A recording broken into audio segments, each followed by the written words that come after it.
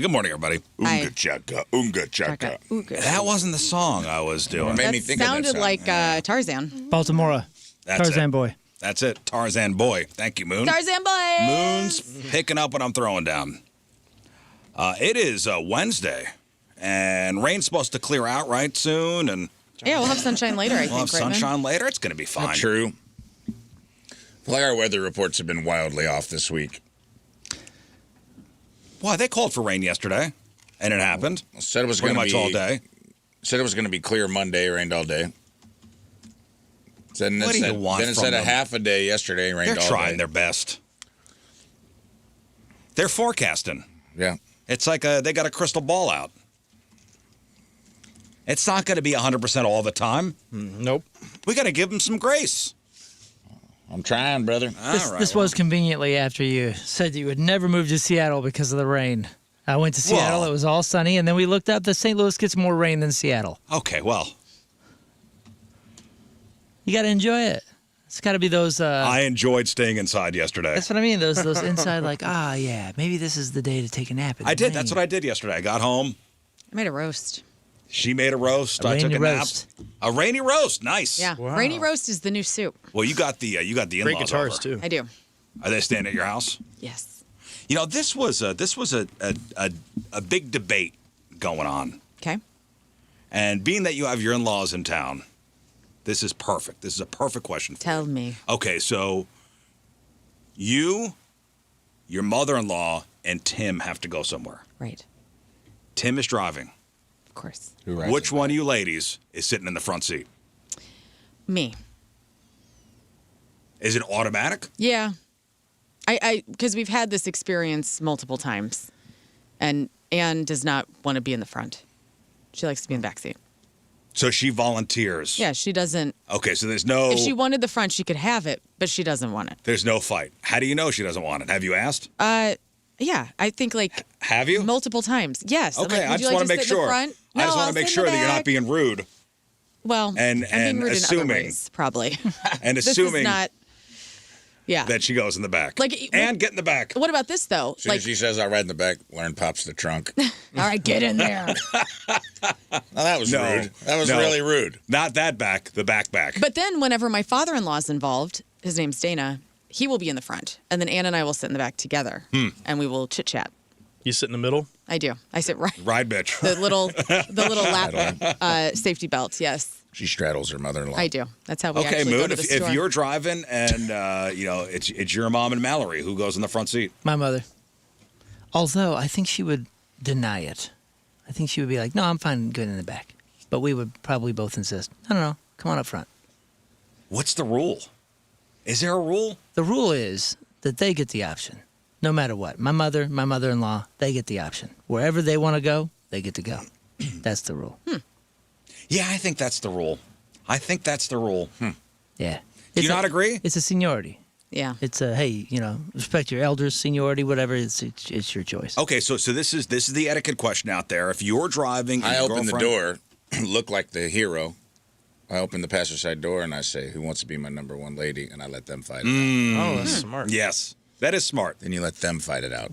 So if you're driving your girlfriend and or your wife and your mother somewhere, how about your mother? How about your mom? Who's sitting in the front seat? Roseanne rides up front every time. No, she goes in the back. In my She'll car. go in the back. In Not your in my car. vehicle. In your car, Roseanne's always up My front. lady rides up front. That's right. The bench seat.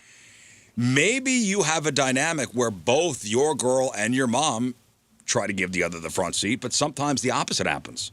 So there's a viral video where a guy's girlfriend takes the front seat, closes the door.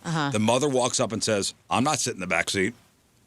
You need to get out. Wow. I'll tell you what, man. The girl refuses. The girl refuses to get out, but mom ain't backing down. I'll tell you what. I'm going to put myself in this situation. Go.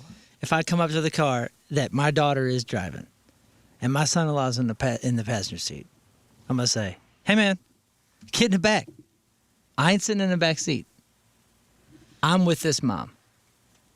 What kind of beta sits in the passenger seat while the wife drives?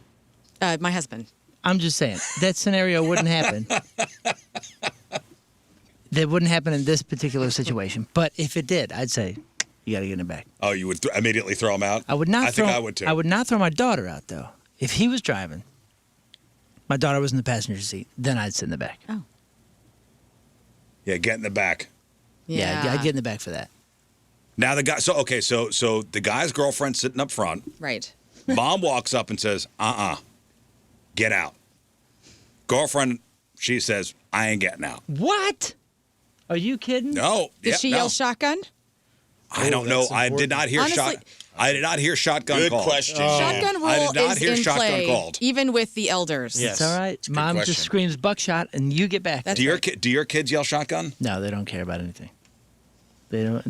That kind of fun is gone. They do complain about the back seat constantly. I got 2 kids that fight over the front seat. Do they say shotgun?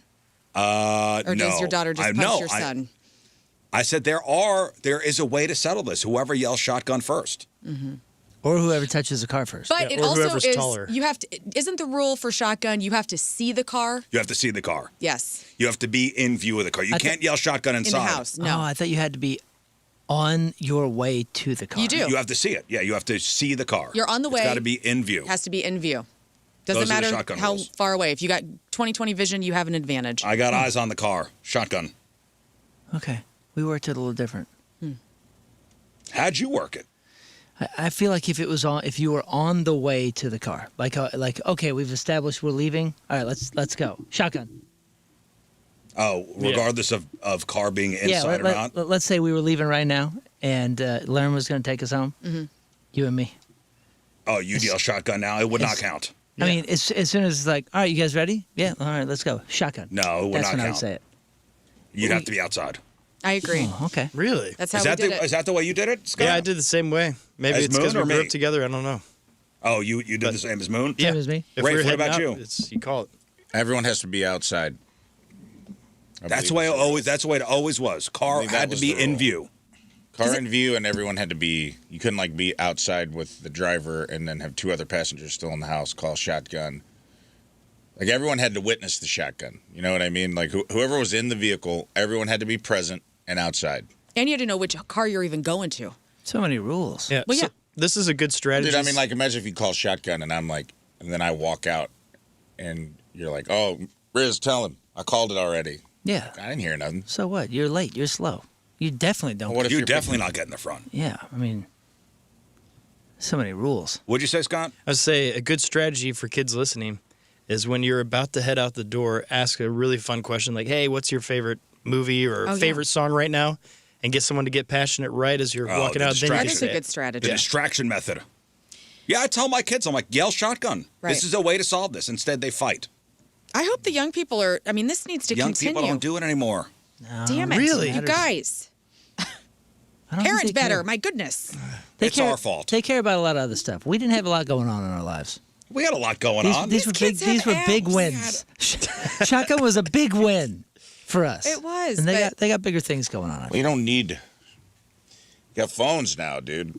Backseat riding Backseat's is not fine. as boring. It's fine. You just Backseat's get on your fine. phone. Now you can be Great on your point. phone. Yeah, as soon as the kid gets in the Great back point. seat, one of them, they're on their phone, so it I don't even know. matter. Shotgun had a lot of benefits back in the day. You had access to the radio. Right. Uh-huh. Had Picking the access to. CDs Yep. out. You got to see a lot more what was going on out and about. You Got got a to better help seatbelt. navigate. Now it's the opposite. You were now, part of the process. Now you're under scrutiny in the passenger seat. You know, you're under surveillance. In the back seat, you can do whatever you want. You're on, like you said, you're on your phone doing whatever you want. Now I'm going to comment about what you're doing on your phone if you're in the passenger seat.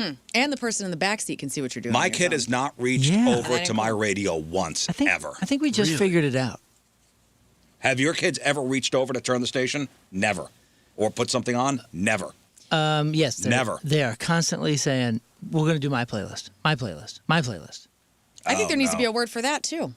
Whose playlist are we listening to? when we get in the You car? always defer to the driver. I said the rule that was established by my parents is your car, Yeah, your rules. Well, then why Your is music. your kid touching your stereo? My kid isn't.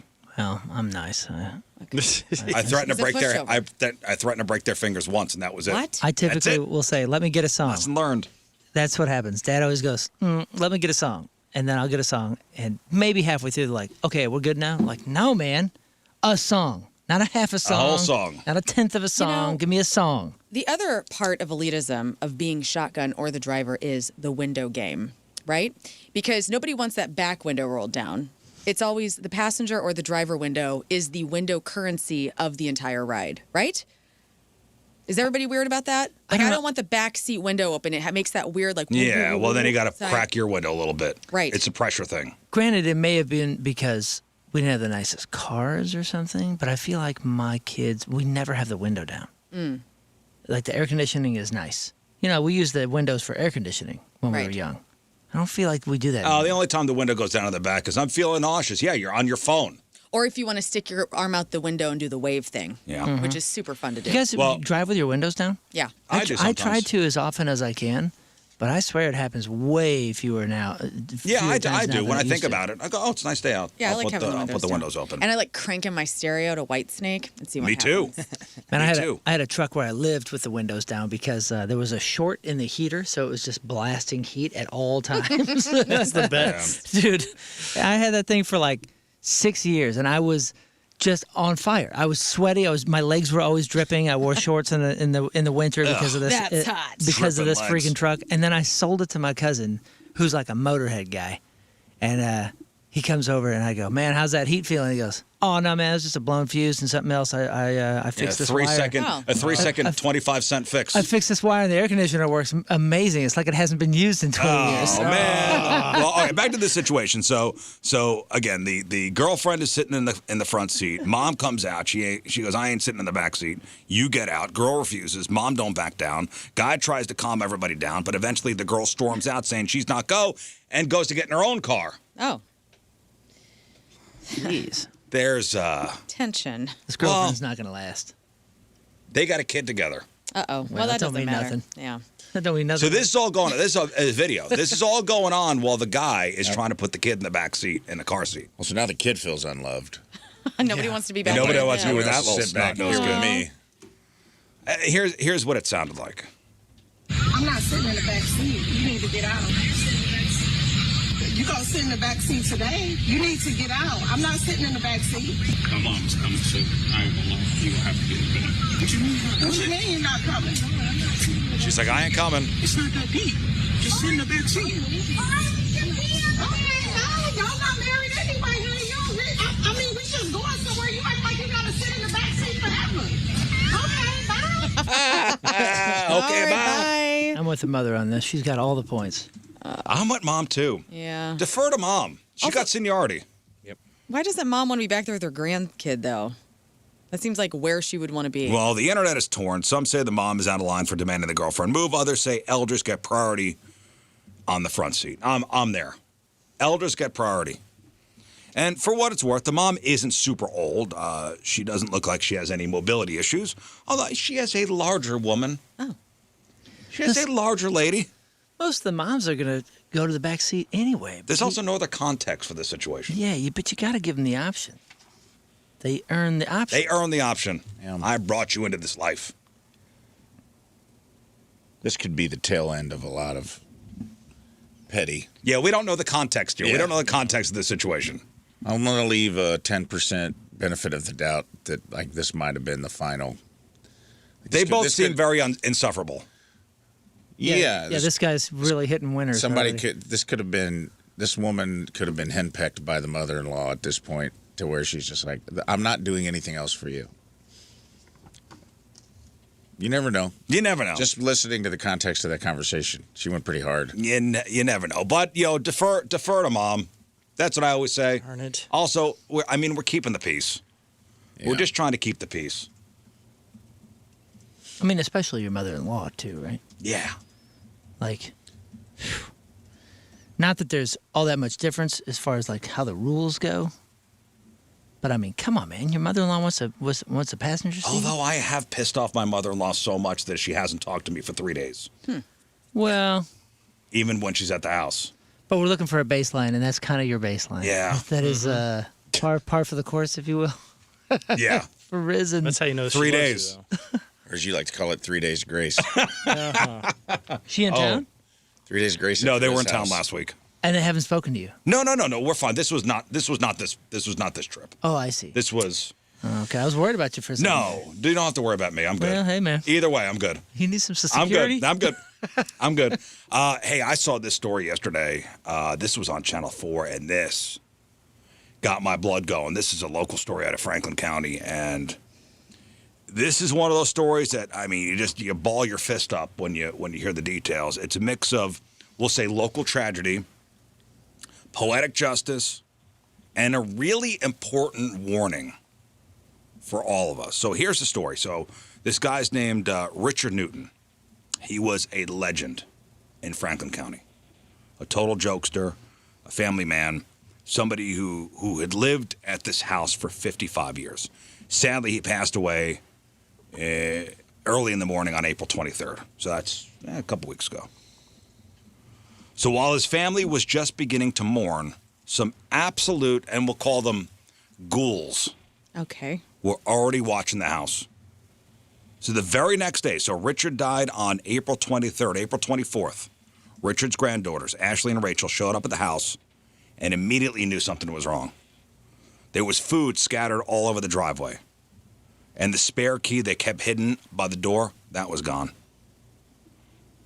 When they got inside with the police, it was a disaster. The place had been tossed. Mud was tracked everywhere. Drawers were ripped open. The house had been completely rummaged through. We're talking about 15 grand worth of stuff gone. Guns, laptops, power tools, even Christmas decorations gone. And the part of the story and the part of the stuff that really hurts is the sentimental stuff. You know, they took every single piece of jewelry belonging to their grandmother and great-grandmother. A .30-30 rifle Richard used to shoot his last deer. The family heirloom, a silverware and collectible coin books, even wedding rings, gone. Golly. Now, the thieves weren't just one and done. They were bold. They actually came back 2 more times. Now, the family didn't have cameras at first, but they scrambled to install them after the first hit. So on April 27th, the cameras caught a woman peering through the windows. On April 29th, 2 people showed up on the porch. One was wearing a medical mask. The other actually reached up and put a hat over the camera lens to hide their faces. Too late. Footage was good enough. Police tracked them down to a house in Washington, Missouri, just a mile and a half away. So on May 1st, so last week, cops rolled up with a search warrant. One suspect, the name is Captola. Captola sounds like a brand of medication. Captola Walton. Captola. Captola. I had to look it up. I'd never heard of that name before. It's a pretty name, but What does kind of side sound effects medical. are that? Is it a pretty name? Captola. Have you been capping too hard? Yeah, when I look up that name, other than this person being arrested, it's like an old person's name. Is it? I'd never heard of it before. Yeah, here's a 90-year-old. Here's a 92-year-old. Boy, that's a... Well, here's a Like, 56-year-old. That's a name that's fallen out of favor. Captola Walton. She tried to bolt as soon as she saw the squad cars, but didn't get too far. Inside the bathroom, they found the second suspect, Natalie Gentry. Natalie ended up folding and confessing to the whole thing, admitting she was the one peering in the windows. When police searched the suspect's place, it was like a treasure trove of stolen memories. They found jewelry belonging to Richard's family. Oh, good. They found jewelry in nearly every single room of that house. Wow. Yeah, So I feel like if there's a high likelihood that a Captola owns a lot of hats. You know, like you see like an old lady with a lot of hats. What? Like a lot of hats. What? You know? What do you mean hats? It's just like an old lady, Like like a an church- old like going to Southern church lady. hats? Yeah, like church hat. Yeah, I With got like a lot the of little church hats. veil in the front of the hat. Like Yeah, a little maybe- Or net. like a little something, little Kentucky adornment. Derby. Yeah, like Yes. a little clutch, but she holds it with both hands like this. Captola. That's a. Yeah, I want to see. Say aloha to my Captola.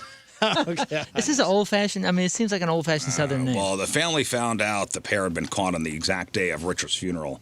So as Rachel, the granddaughter, put it, there was some serious poetic justice in the fact that they robbed him the day he died, and by the day he was buried, they were sitting in jail. Hey, this Captola ain't got no church hats though. You know, That's a rough-looking woman. I got a family member who did this.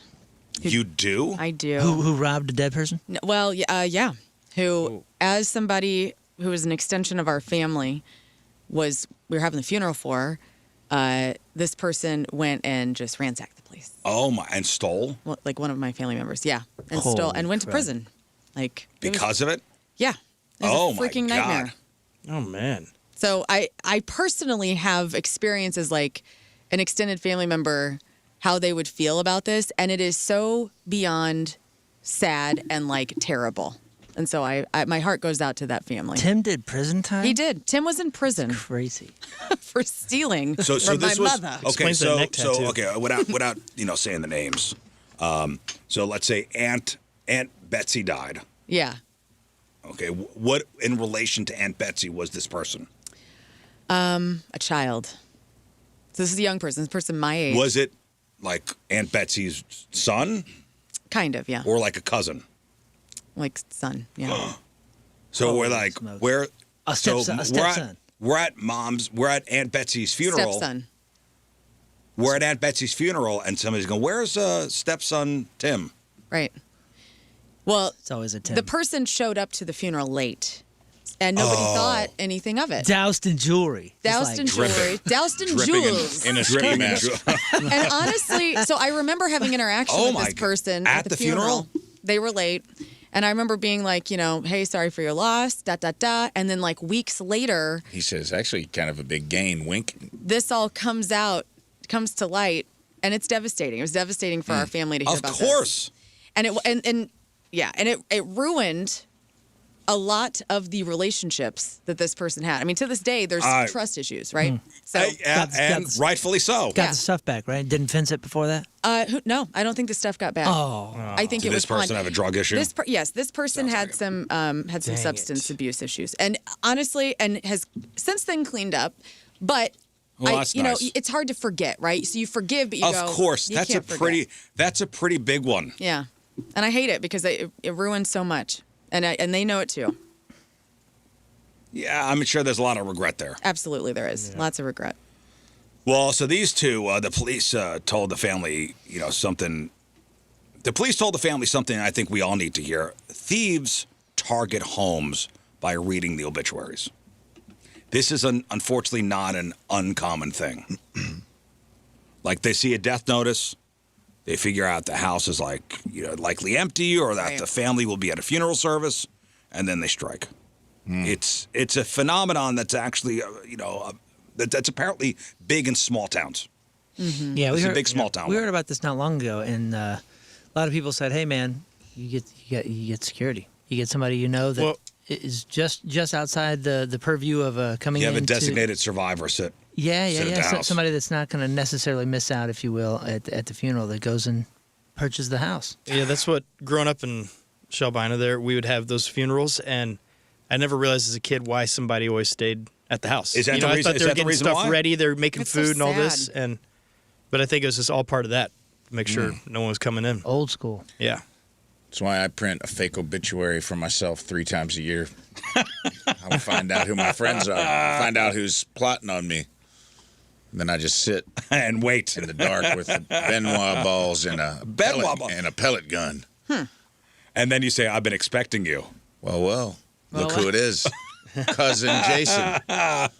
What brings you to this neck of the woods? How long did your relative get, by chance? Is that how long in jail? They had a couple of stints in prison. So, 2-3 years. couple 2-3 years. So it wasn't yeah. a first offense. It was probably like on top. I think this was the first one. Oh, this was the first This one. was the first one, and then I think, if I have it right, and then they went back in, another time for a shorter amount of time. I mean, he had substance use problems, and it sucks because everybody just wanted to help. It was like, this is somebody who's so loved by our family, and everybody loves to this day, and we just wanted to help. And it just, when people are in the throes of addiction with drugs, That's horrible.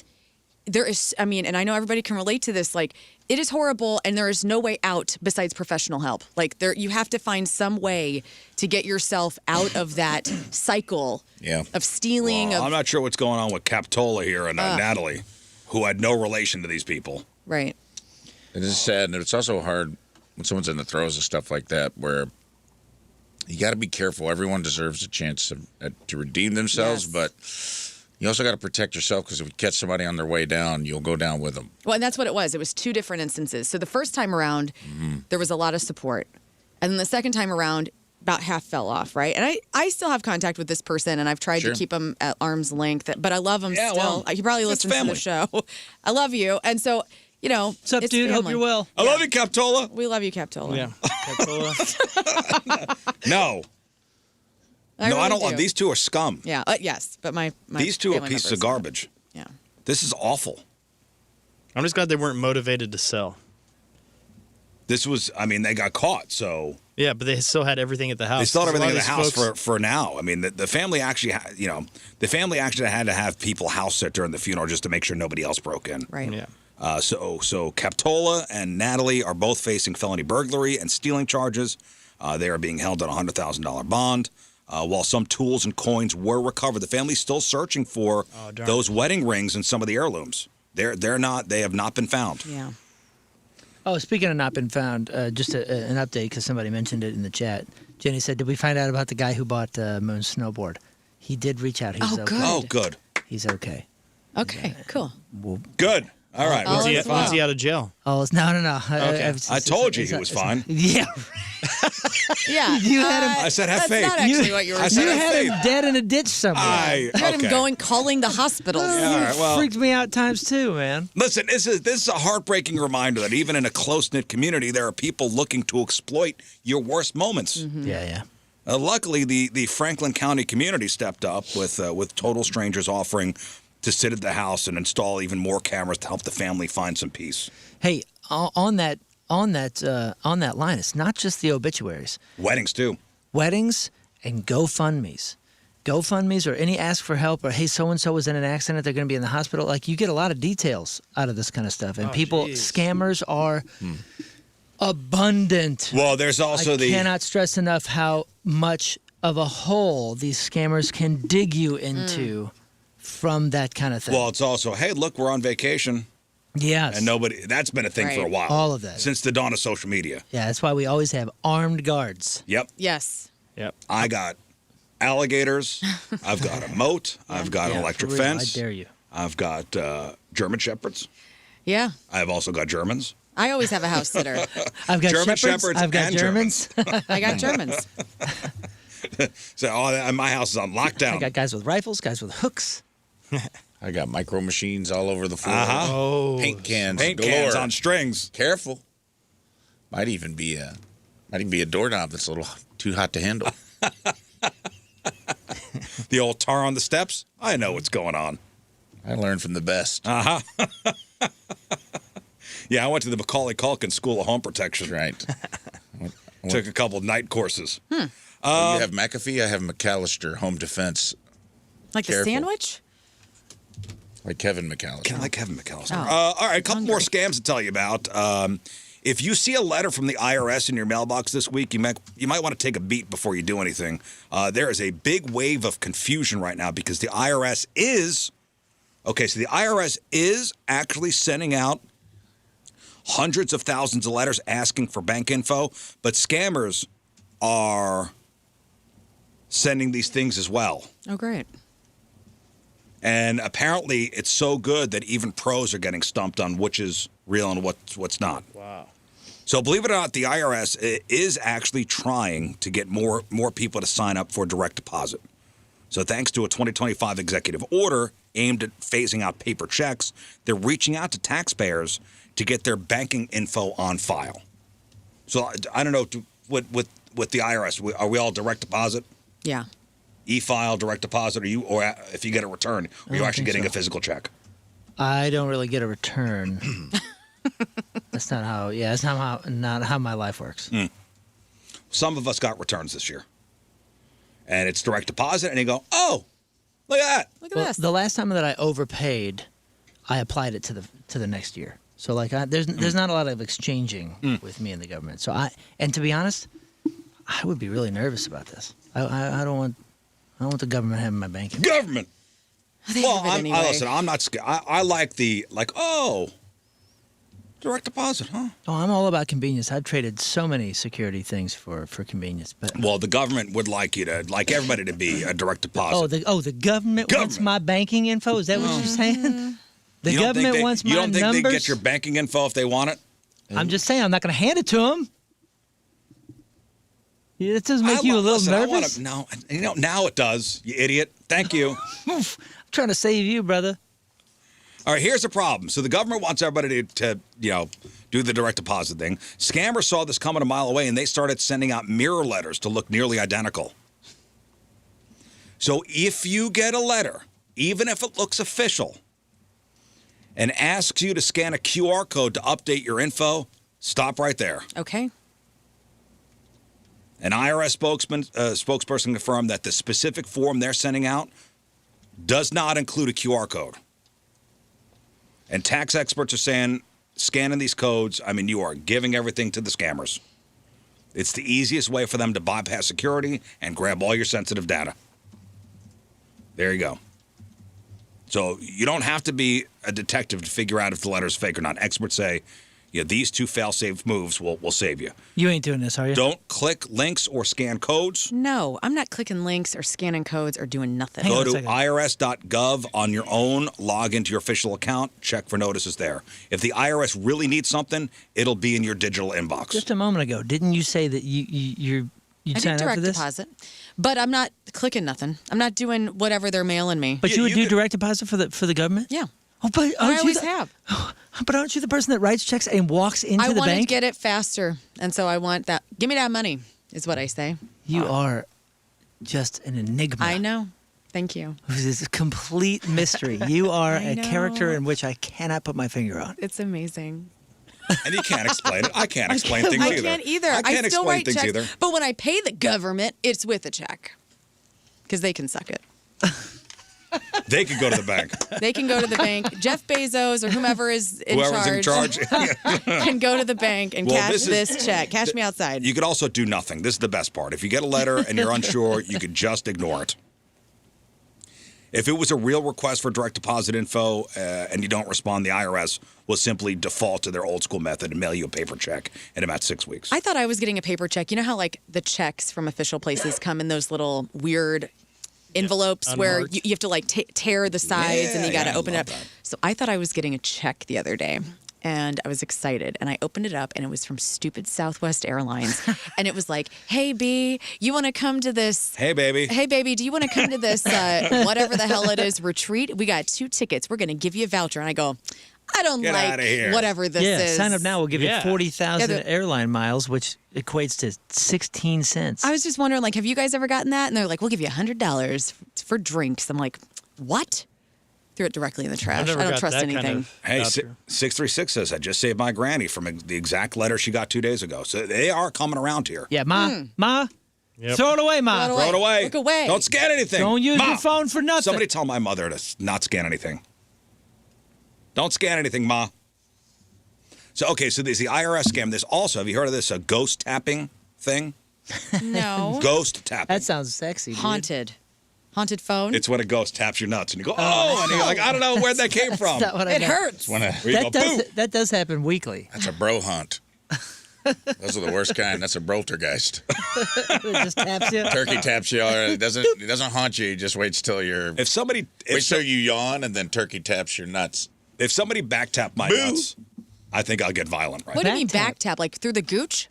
I've never seen a back. Like the back of the hand. You know, friends. Back of the hand. Like back of the hand. I thought you meant from the other side. No, back of the hand. That's a lot of effort. That's throwing a knuckle at your moose knuckle. What? No. What is that? What it's called? What is it? That's knuckle to knuckle, baby. What's a moose knuckle? Is that when your balls are tied up on a seam? Nah, it's dudes. Moose knuckles when the. Camel toes, ladies. Moose we have knuckles, the camels. Yes. You got the moose. That's when them jeans are too tight. Yeah, you can see Those the country twig boys on got the a moose berries. knuckle. Yeah. That's some Alan Jackson. Okay, Alan Jackson rocks. No, the ghost moose knuckle. tapping. Okay, this is what ghost tapping is. So the next time, the next time somebody is grinding up on you at the club, as we all go to the club. Hell yeah. Of course. And you know I like to hit the dance floor? Yes. And old ladies be grinding up on me. Dudes be grinding up on me too. Somebody could be stealing from you. Oh. Okay, so it's a new credit card scam called ghost tapping. If you haven't heard about it yet, it's where thieves use these cheap generic card readers. They bump into you, and they trigger a wireless transaction from a tappable credit card chip in your wallet. Dang it. So, now we all got the credit cards. We could just hold it up against Apple the thing. Pay, yeah. It's not. Well, it's not Apple Pay. Just tap. Let me see. Tap that. It's the old chip. Tap that chip. Yeah, I mean, you just hold your card up to the reader instead of swiping it or inserting it. Right. So now these thieves have these cheap, generic card readers. They think they know where your wallet is, and they're bumping and grinding up on you. Yeah, those things used to be really expensive, and I guess they're getting cheaper now. And they will trigger a transaction. And they don't even need to physically touch your back pocket or purse, but they need to get pretty close. And it could also trigger a transaction from the mobile wallet on your phone, which is annoying because chip cards with tapping functionality were supposed to be more secure. The scam is more likely to happen in crowded spaces like, public transportation, concerts, or busy sidewalks. Thieves often start with a small transaction that you're less likely to notice, but they could add your card to their digital wallets and then start making bigger purchases. It's so funny. So what can you do? What can you do? I think you just give up on all of it and just move out to the If only we country had and just stop dealing with cash and checks that we could use. I know what I'm going to do. Would work. I'm going to wrap myself in foil and become a tin man. Well, you know what you could do? And an investigative news team tried a couple different safety measures, Yeah. and you know what worked? Not going outside Those anymore. RFID blocking wallets. Oh. Really? Yep. Dude, The this is Faraday. big wallet just coming at you. Wanting the stupid the Magneto wallet for dudes. Yeah, this story brought to you by Faraday bags. Nobody wants this. I don't want Terminator wallet in my freaking I got purse. one of those. I hate that I'm the Yeah, I age got that I the- am. I got the. I know, and you're silly looking. That ain't nothing. How is that silly looking? How do you that's sit not on blocking that nothing. thing, dude? That's like a brick. That's not blocking. That's just meant to look like it's blocking something. I mean, it says it does. Yeah. Oh, this that one does? Yeah, it says it That does. looks like a This Trent one claims Reznor it. wallet. Okay. Okay. You shut your face and get out. You go out there and get your Guess credit card what? info stolen. Let's I all just show stole our wallets $50 right Damn now. it. during Everybody this get You're your right. wallet out. This is what mine looks like. Okay? I'm not You Canadian. have a Canadian? It's Canadian. I've never been to Canada, nor am I Canadian, but I have a Canadian maple leaf wallet. Okay? Nobody's getting through this. Mark my words. This is Canada. Doesn't bro. have a border's zipper. legit. I do like that. I don't know. I got I the know. Isn't this RFID great? blocking wallet. You can also get the phone case. You could, there's cheaper, RFID blocking card sleeves. They're only about 20 cents each. I don't know. Fine. Do what you want. I'm just letting you know. I do hate that I'm only the age that I am, which I feel is still fairly young. And yet, I'm really starting to understand why people just leave society. Right? I've been having this exact same thought. You know what I don't mean? want to Like, leave society. There's so much fun listen, happening. I don't want to either. I'm saying that I don't like that I'm starting to understand why people do. Yeah. I understand. Like I can understand. And another 10 years of this, and people just like, you know what? I'm just gonna go live off the land. I'm just gonna find 2 acres that nobody can find, and I'm just gonna live out there. My best friend and I were having a conversation the other day where we both said to ourselves, I now understand why women are single and they live with their cats. And that's that. It's like the And I happiest told my husband realization. that the other day. It's like the happiest and saddest realization all It at is. once. But I understand it. Like I have so many older women who like either got divorced or their husbands died, never moved on, just life of leisure, loner vibes, all the animals, friends come by, say hi. And I think that's I think it's great. 314 on the Schreier text line. Happened to my mom. Some a-hole started small, then tried transferring 10 grand. Gee whiz. What a jag bag. I wonder if there's a way. a lot I of wish I was grinding. good at programming where you could have a little whatever the little thing's called, the little chip, and that way whenever they scan it, you get all their information, Yeah, that's what and I it did. automatically goes to your bank account, and you steal everything they have, and you just reverse it. I Yeah, love I've it. just been picturing the 2 people grinding both with one of these. Just everybody's Genuine's ponies playing like wow, ting, wow, ting, ting, ting. You just hear like transit Still Venmo, like you hear that little transactions Venmo going back chime, and like, forth. cling, cling, just going back and forth because the harder you grind, the more money you're pulling. The harder you grind on someone, it's just like a grind off, and whoever grinds harder gets more money out of the other person, and it's like a tug of war. Yeah, well, it's a grind Money. off. Yeah, It's I'm like into it. Footloose, where they don't want the kids to dance anymore, and they're I'm trying just to a do away with bachelor. grinding. This is just step one. You grind, keep you grinding on grind, each we other, grind. people. You don't listen to this. Every time I hip thrust someone, I flip a little screen around and ask for a tip, and then flip it back. I'm into that. Okay. We've been having the talks with the kids about all the pickpocket stuff and all that in Europe. Yeah. Because we're going over there, and it's like they're constantly coming up with new ways to rob you. in Paris and, the Yeah. super heavy touristy places. Rome, I got a buddy that just came back from Rome, and he's like, dude, head on a swivel. Everything locked up in little bags. Have it in front on of you. your chest. Yeah, Yeah, you got to have it in front. Don't put your stuff in your back pockets. They're like, dude, don't be gazing around. Well, as a former New York City subway rider, I never put my stuff in my back pocket. Yeah. Never. That was always a recipe for it's definitely getting stolen. Also, they used to do something called apple picking, Tell me. which when the first Apple products came out, whether it be iPods. an iPod or even little minis, iPod minis, what did the iPhone headphones always have? It was white. It was the white headphones. So they knew you had an Apple product on you. Oh, no. So thieves would call it apple picking. They would just look at somebody and go, he's got an Apple product on him. And they would rob you. Well, So thank God. you would get another headphone cord if you had a plug-in, just so you wouldn't be showing the white. What a racket. I know, and it was a term for it called apple picking.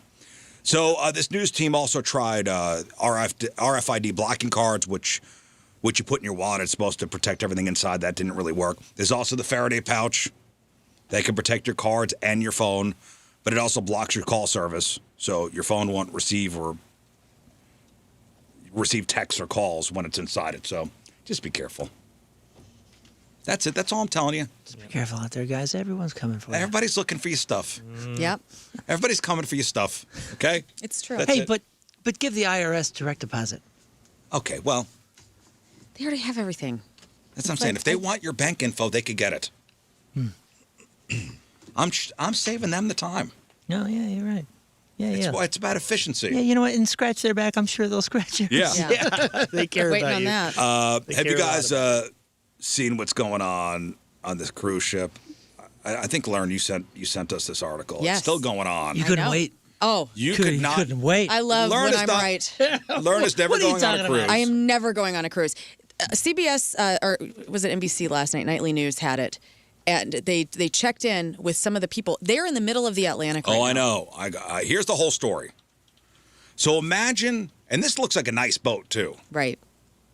So imagine booking the trip of a lifetime. It's a month-long expedition from Argentina to Antarctica. And you're going to hit some of the most remote islands on Earth. This sounds right up your alley, Moon. That sounds fun. The adventure of a lifetime. Yeah. I'm here for adventure. I get one time on this planet. You're going to have an intestinal adventure. That was the plan for the happens. 150 passengers and crew aboard the MV Hondius. That's the name of the boat, the MV Hondius. But what started as a luxury $25,000 adventure Holy. has turned into a weeks-long medical mystery, and 3 people are dead. Mm-hmm. So here's what happened. Here's the timeline. April 1st, the ship departs Argentina. April 6th, a 7-year-old Dutchman, he begins feeling, quote, under the weather. He's got a fever, he's got a headache. On April 11th, he dies. So the 6th, headache, fever. The 11th, dead. Passes away while the ship is in the middle of the South Atlantic. At the time, cause of death, mystery. April 24th, 2 weeks later. What did you do with the body? It's in the Well, morgue. they got the ship morgue. It's just sitting there. It's going to sit there for a month? Yeah. Yeah, what else are they going to do? No cannon on board. Drop it at port and put it on a plane or something? What port? Whatever port. I mean, they're going to... They're going to St. Helena next. I don't even know where that is. but Exactly. Again, they're sure- going to very remote islands. I don't think they have Yeah. airports. Gotta send that back to the Netherlands. Well, I think they should have a smaller boat behind the big boat, just towing it. Just for bodies. Just- We just call a it body the, boat. we call that the body boat. the body boat. Body It's like- Boat by Jason. Yeah. You do that with fish when you catch them. You just kind of leave them floating behind. And I don't mean to laugh. This is obviously horribly tragic. But oh yeah, What would you do? What would you do, Rafe? Burial at sea. That's what I would think too. Sorry, bud. You Don't die on a boat if you Don't don't die want on to a be boat. buried at sea.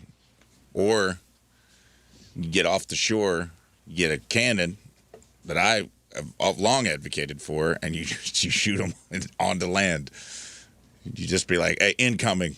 We got other people on this cruise. They paid a You lot shoot of them money. to the closest. You just fire them into an island somewhere. What Let nature take its what course. day did they get on the boat? They got on the boat April 1st. First. Okay. He got sick the 6th, Man, I died the 11th. Okay. Well, let's play this out in our minds. This dude got 6 pretty dope last days, if you know what I'm saying. What? Yep. What you He mean, was man? having all sorts of problems. No, probably he didn't in have his cabin. No, he didn't have the problems till the 6th. Yeah, so the first they got on the boat, he's through all the excited. 6th, this is a pretty tight. I mean, This is a luxury cruise. This we is are 25 cruising, grand baby. each. We are cruising. Can't take this money with me. Clearly. Not Yeah, taking, but doesn't have any money. It's supposed to be a month long cruise. He died 4 days. You know, he got sick 5 days, 6 days in. Okay, yeah, I'm just talking about. I'm trying to find the positive. Okay, in what happened. so April 24th, the ship reaches St. Helena. The guy's wife, who's now starting to show symptoms herself, Oh no. she gets off the ship to fly his body home via South Africa. So Okay. So I guess they took the body off. She gets off. They fly. Oh, so they're zigzagging. They went from Argentina to South Africa.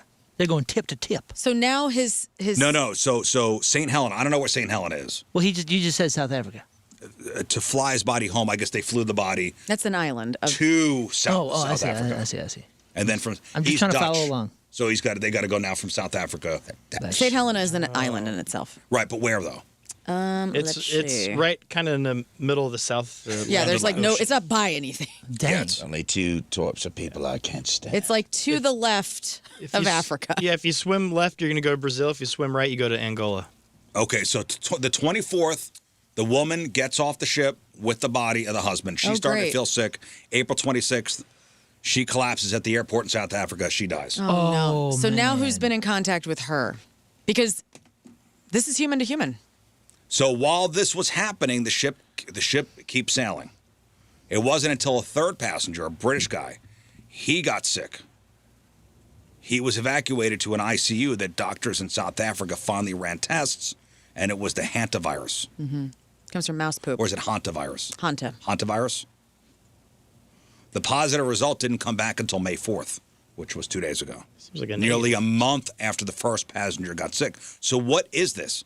This is a rare but very serious virus carried by rodents. And you typically catch it by breathing in dust contaminated with their saliva, their pee-pee, or droppings. Their pee-pee or their poo-poo. Now, while it doesn't usually jump from person to person, it causes severe respiratory issues that looks a lot like pneumonia. And health officials believe the first couple likely contracted the virus while traveling in South America before they got on the ship. Yeah, see, it wasn't even the boat. Yeah, they brought it on there, just like They brought it on there. all disease.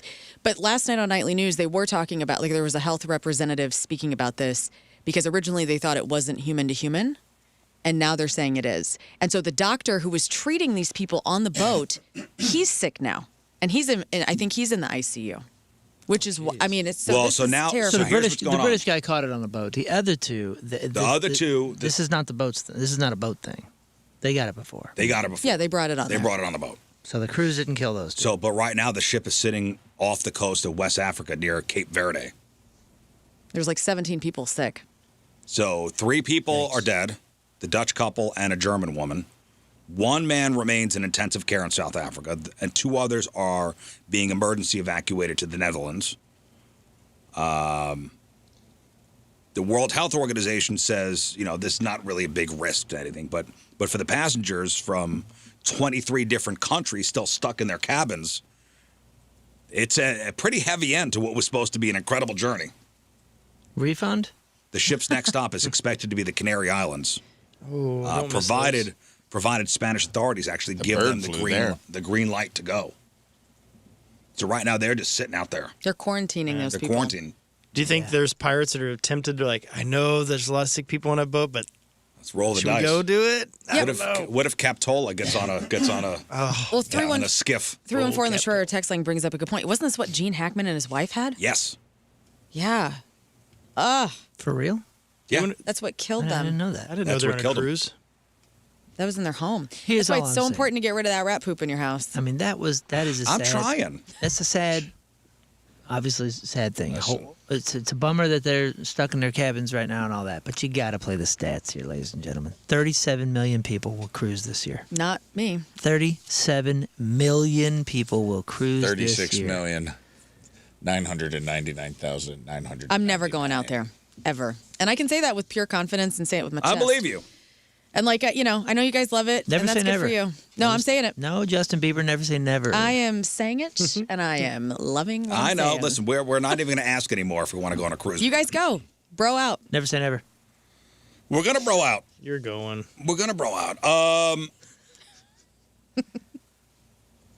Yeah, I would this never is- do one that I wasn't being paid for. I will say that. So But not for your reasons. You will die on the sword for cash. I just don't. Well, I don't have the concerns you have. I just don't. You've doesn't- loved every he's not a cruise you've been cruiser. on. Yeah, I can't imagine going on. But I've been on one, and I'm like, I couldn't imagine paying money. It's cool. I just don't like being It's out for at some sea. people. It is for some people. It's awesome. Like it was really, really cool. It's just not for me.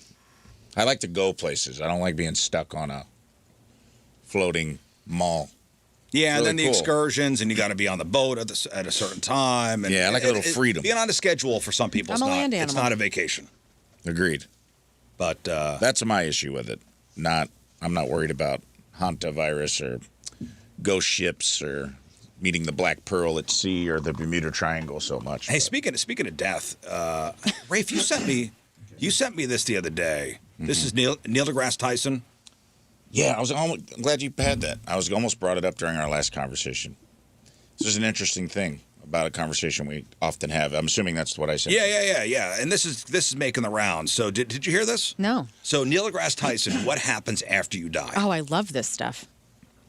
This pertains to a lot of our conversations we've had about how we want to be buried. Yeah, and we when we did Something to think about. when we just did our will and stuff like that a couple weeks ago. I want to be cremated. My wife is still up in the air. And I'm Well, how are you Hope going she to do gets that? down.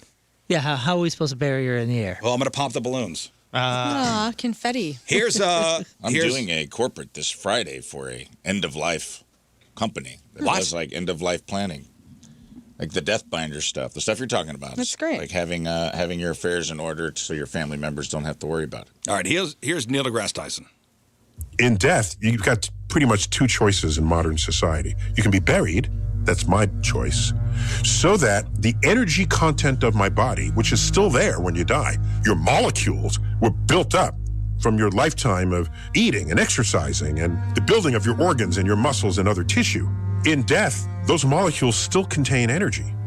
If I'm buried and I decompose, all that energy gets absorbed by microbes, by flora and fauna dining upon my body Gross. the way I have dined upon flora and fauna my whole life. In that way, giving back to the earth. If you're cremated, the energy content of those molecules, it doesn't go away, it gets transferred to heat. That then radiates infrared energy that was once the energy content of the molecules of your body, radiates it out into space, moving at the speed of light. How to be a spaceman? After someone has been cremated, you can keep a timeline. Where has their radiant energy reached by now?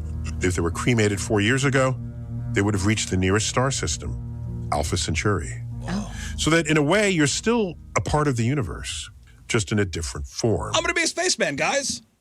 Hey, good for you, man. I'm getting Space out dust. there. I'm getting out there. Okay. It is a I'll cool see you on thing Alpha to think Centauri. about. That got me thinking about it because I was like, man, giving back to the earth does sound very Fine and transactional and good and circle of life, but also ground control to Major Tom. Like if you set me on fire, the Viking funeral, I get to travel to the Alpha Centauri. Yeah, that's let's pretty go. cool, man. That's pretty cool. And I'll see you on Alpha Centauri. Awesome. Home of Alpha-Gal. And Neil deGrasse Tyson, by the way, travels around with a little orchestra that plays every time. Of course he says something does. dramatic. Sweet of him. I did not add that music. That was actually a group of guys playing behind him.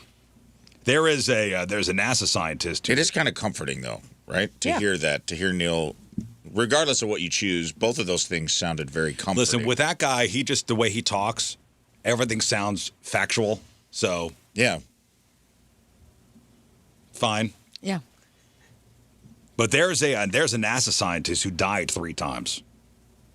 And she had 3 near-death experiences. And she said every time she died, or quote-unquote died, she experienced the same kind of thing. Do you want to hear what she experienced? Yes. So when a rocket scientist talks about the afterlife, people usually lean in to listen. But when that scientist claims to have visited the same place 3 separate times, things get interesting. So this woman, she's a 55-year-old woman, Ingrid Hunkala. She's a 55-year-old marine science PhD who's worked for both NASA and the U.S. Navy. She says her life has been defined by 3 near-death experiences. Whether it was a childhood accident or a medical crisis later in life, she says the destination was always exactly the same. Hospital. So her brushes with death spanned nearly her entire life. When she was 2 years old, she fell into a tank of freezing water at her home in Colombia.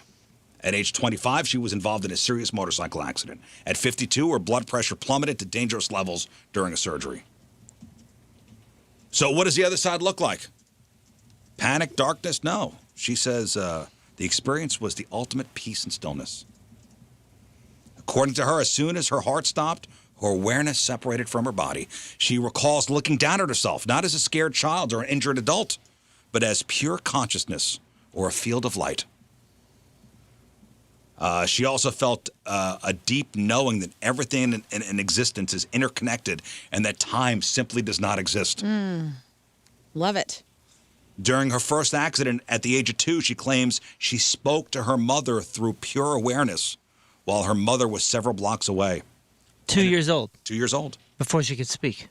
Yeah. She was speaking. Her mother later confirmed she felt a strange pull that led her back home just in time to find Ingrid in the water. Yeah, it was an awareness, not speaking. Like of energy. And as she grew older, she says she encountered luminous presences that communicated through a shared sense of clarity rather than a spoken language. I don't know. Skeptics may argue that these visions are just the brain's response to extreme stress or a lack of oxygen. But she views it differently. She thinks her experiences actually pushed her towards a career in science. She spent years keeping her spiritual life private while focusing on her research, but she now believes that science and spirituality are just 2 different ways of looking at the same mystery. Well, yeah. For her, death isn't a distant place or an end, but a transition into a deeper layer of reality that we could just not see with our eyes. Our physical eyes, at least. Yeah.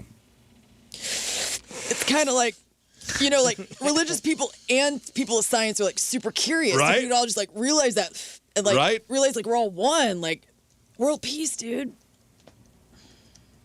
Hey, whether you're a believer or a skeptic, her stories, Yeah. suggest that the greatest, frontier might not be outer space. There's another It's the nature of our own being, dude. being, man.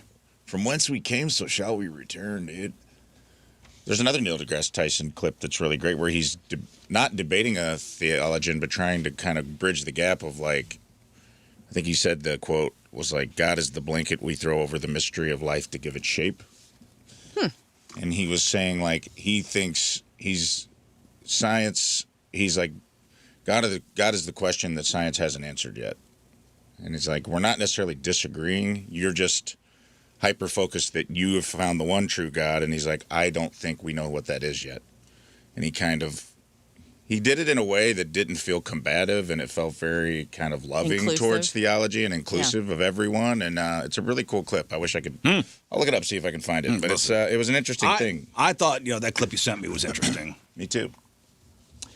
But that is kind of, I don't know. it's a if little bit, that makes you feel good that a scientist is like telling you that, there's something. Yeah. Maybe. I mean, they both could be full of crap. I don't know, but they're Yeah. scientists. Could be. So I have no idea. I guess it's a wait and see thing for me. Could be your Me too. amygdala. That's why I'm agnostic. I'm like, I don't know what's going on. Medulla oblongata. And do you really trust nerds? I don't know. It's a wait and see thing. Oh, we'll find out. I hope at so. some point. Dude, if we get to the end of all this and it is like, as the atheists want, like just black and there's nothing, I'm going to be really pissed. Because like, I am really bad at being bored. You know what I mean? Not me, because And I also, won't get to gloat. How do you know? Like listen, I'm agnostic and I love hearing I believe it all. Like I'm a positive agnostic. I'm like, whatever you believe is true. Like I mean that. Whether it's Jesus, You're a Allah, posnostic. Buddha, nothing. I think that it's cool. I'm a positive agnostic. But here's my thing that I have so many atheist friends, and like whenever I'm like, what do you think happens when we die? Like my friend Ray, he's like, it's just black, it's just over. And I go, but how do you know it's black and that it's over? Your soul is still experiencing something if you know that there is nothing, if there's nothingness. And he's like, no, it's just like over. And I literally cannot wrap my head around that because I feel like we are all energy, and I do believe that energy goes somewhere, and I don't know where, but I like daydreaming about it all the time. You know what's funny? I don't think a lot of people know the difference between an atheist and an agnostic. Yes. So an atheist, there is no God. So if I ask an atheist, do you believe in God? An atheist would say no. Right. Atheism is the lack of belief in any God. Mm-hmm.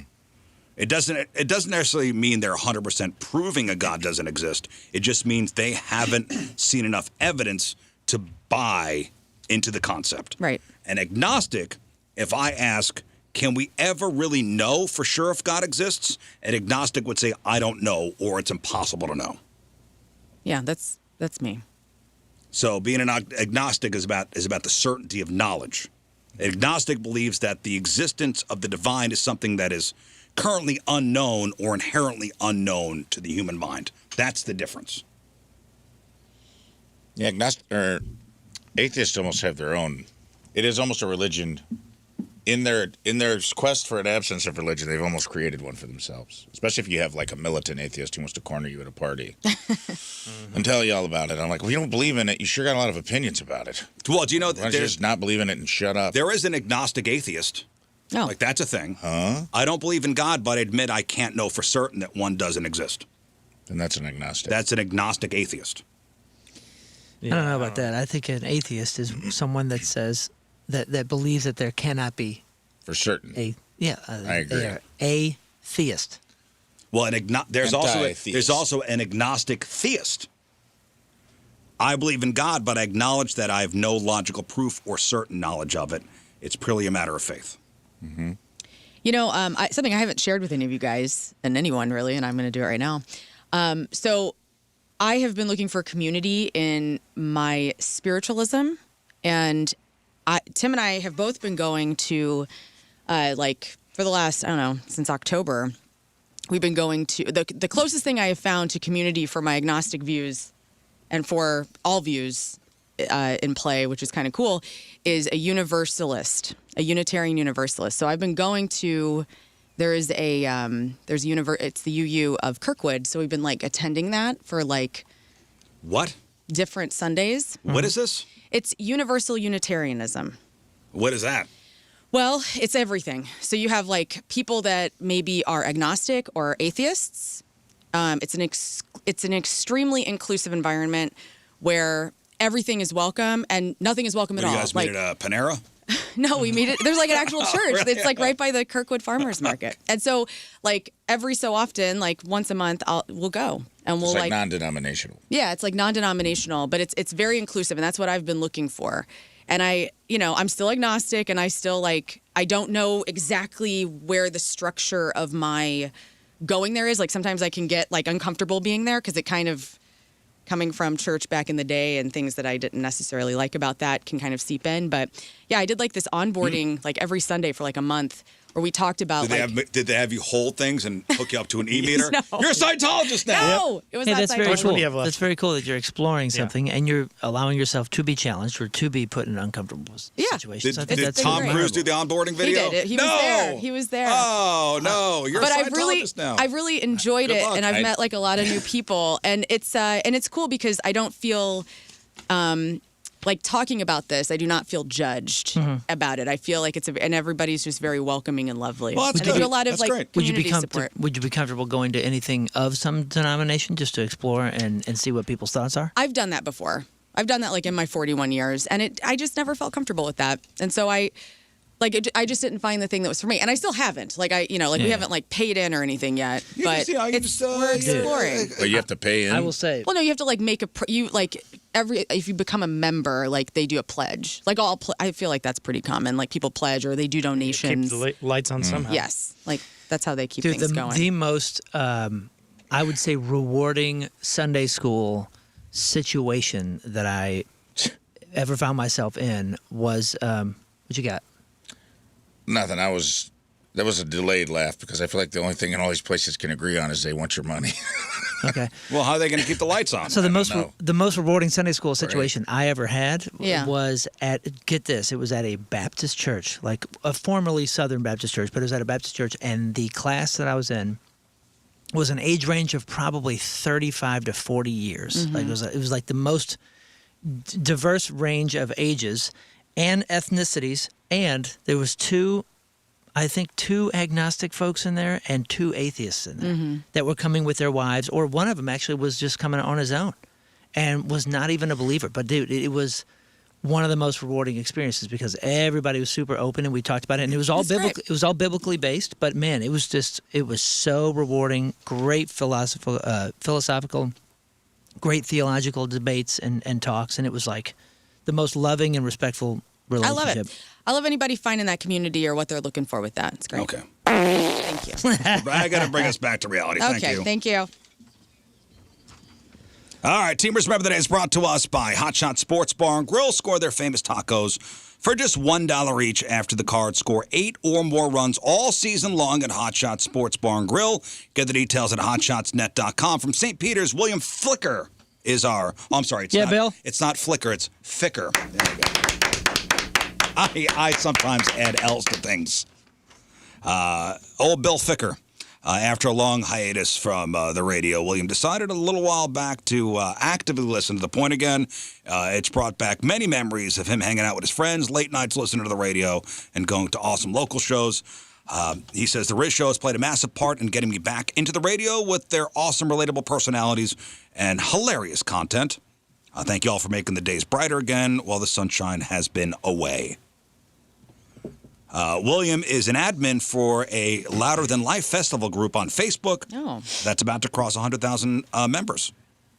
He loves to travel around in the RV, to camp out, attend concerts, loves horror-related and theatrical performances from bands like Ice Nine Kills, Ghost, Kim Dracula, etc.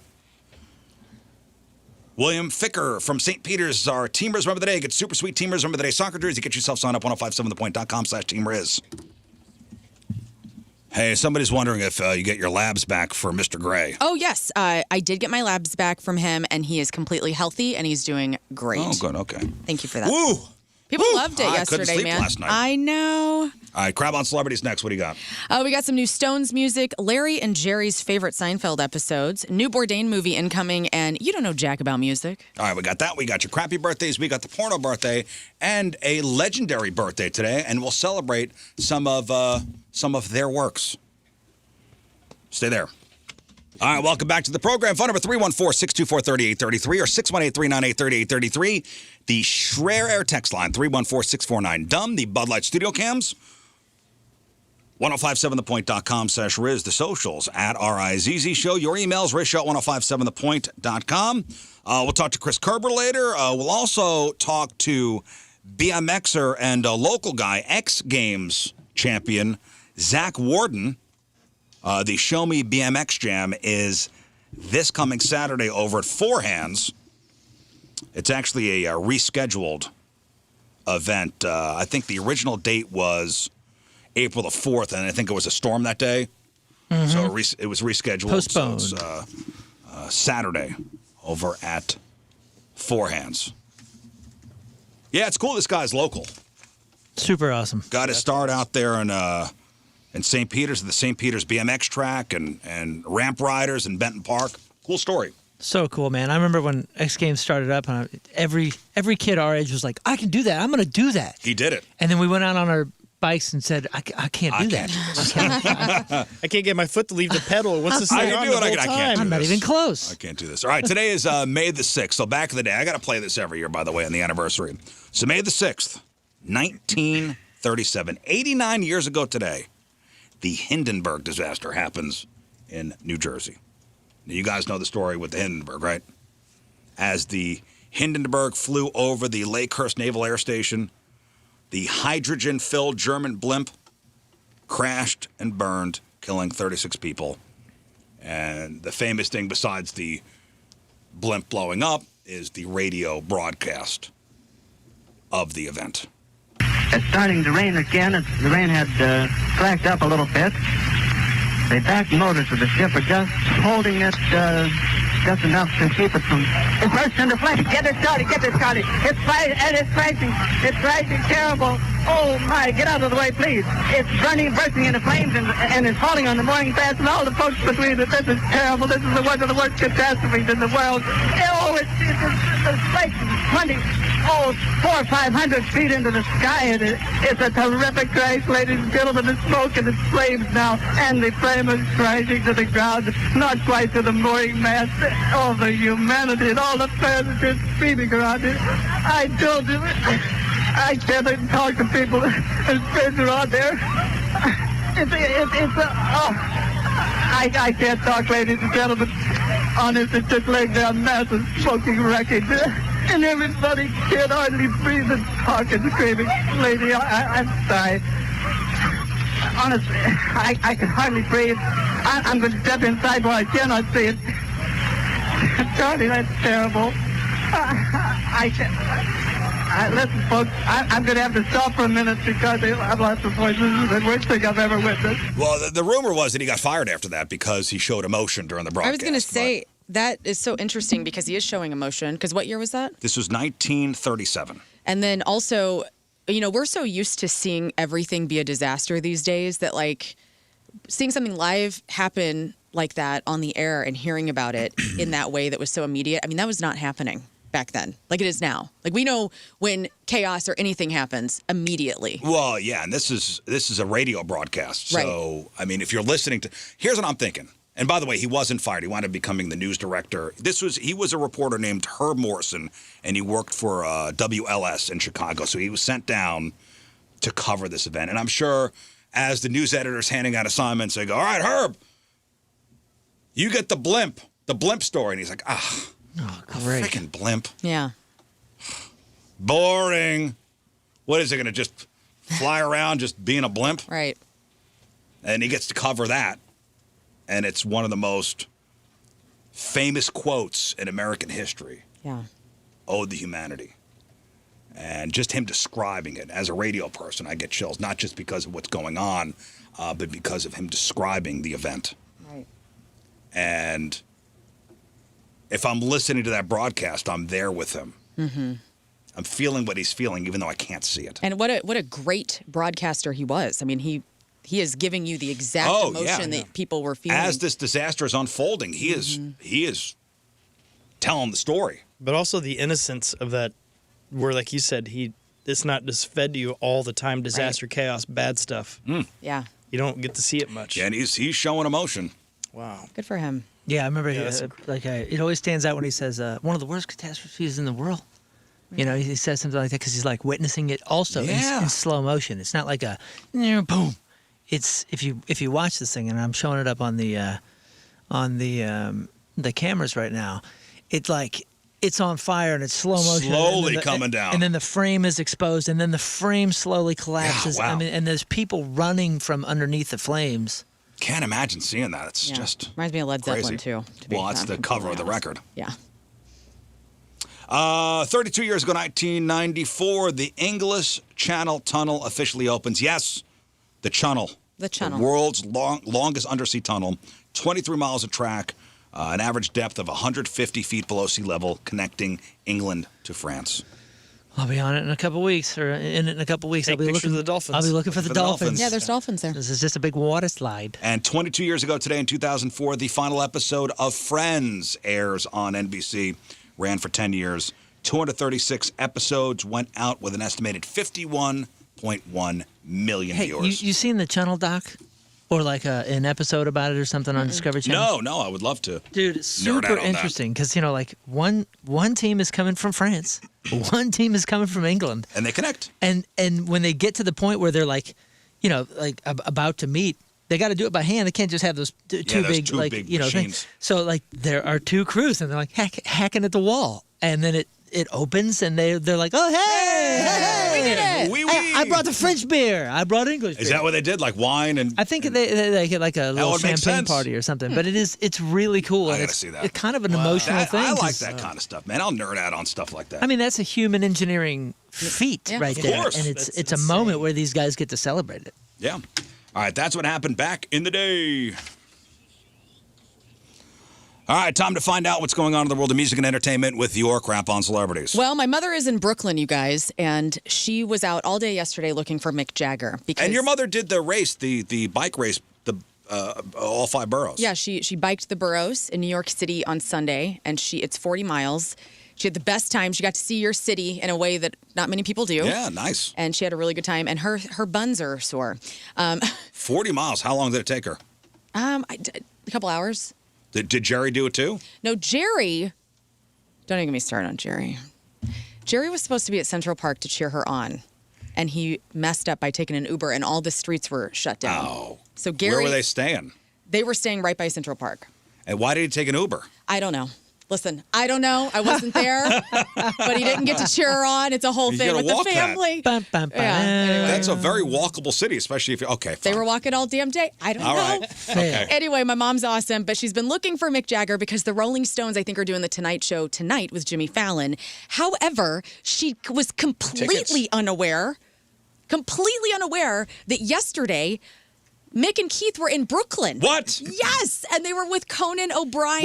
Wait, I'm in Brooklyn? They're in Brooklyn? Yes. What? She texted me this morning. She's like, oh, God. She woke up and saw, she doesn't watch Conan or know about Conan.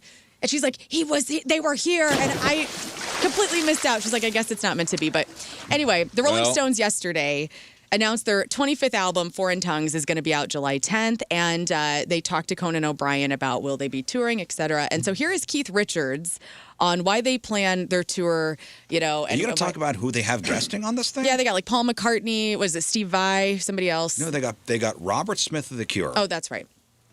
Paul McCartney. Paul McCartney. There's a bunch of other people. Like, it's interesting. I wonder what this thing is going to sound like. But here's Keith Richards. Nope, this is the song. That's not it? That's okay, the here's song in Keith the Richards. start. Thank you. It was just that the shape of the tour wasn't quite right. There was too many days off. Sometimes you look at things, and we looked at it and said, not this year, And so you say, okay, let's finish this record, let's get it done, and then we'll talk about the road afterwards, That's why they're not touring. The shape of the tour was in a penis-like shape of a pickle. with 2 round things underneath it. So they don't know if they're going to tour, Juicy plums. and they don't know if this is going to be the last record, but their last show was here in Missouri, in Ridgedale, Missouri. Rafe was there There's a chance. with my mother. Me and Jill were at the last Rolling Stones I hope show. it is the You last never know. one. 'cause You that'd hope be it fun. is? Yeah, I think that'd be kind of cool for Missouri to have the So I last beat him Rolling to Stones death show. with his own shoe. Hot tip for Jill. Go. You can get tickets to the Tonight Show if you go to 30 Rock and you hang out in the. She knows. Okay. She's lined up there right now. Good They for give them out her. at 8:00. Because we got them. They've already- And what'll happen is if you don't get the tickets, sometimes they'll give you dress rehearsal and she'll get to see the Stones rehearse. And it's freaking cool, man. You might even get to see more than one song because they're trying to pick what song they want to play. I've never been to one of those pretty cool, man. late night I wanna go. shows. We got into a bunch of stuff. We went and we got into Seth Meyers. It was Martha Stewart and Lil Jon were the guests. We got to go in as a monologue test audience for Seth Meyers, and then after that, they gave tickets to us to come back and see the whole show. Oh, cool. So a lot of times, if you go to these they want test audiences for stuff. If you go to those, they'll give you tickets for the show for people that said they were going to come and didn't show up to claim their tickets. So good luck, Jill. Is this a new Stone song? This is the new Stone song. So, like you were saying, the cameos on this record: Robert Smith, Steve Winwood, not Steve Vai, Winwood, yes. and Chad Smith also That's on it. it. Yeah. Chad Smith. Smith. From the, And so there's- Do they give you anything in the audience? Like they give you stuff in the dressing room when you play them, but Yeah. do audience members get like things? like a free car. No. No. Oprah. I mean, little like swag? Yeah, like I got a swag bag from. Well, I think all of them, but I still remember. I have a Craig Kilborn shirt because I did the Craig Kilborn show, and I have like the swag bag from that show. They do not. You don't get to go anything through as an their audience to member? hang gift out. shop. You have to See- watch the show. You get to watch the show, yep. Oh, And you can go to the gift shop. that's a Here's bummer. Rolling Stones. This is In the Stars. Oh, this is the whole song? Yeah.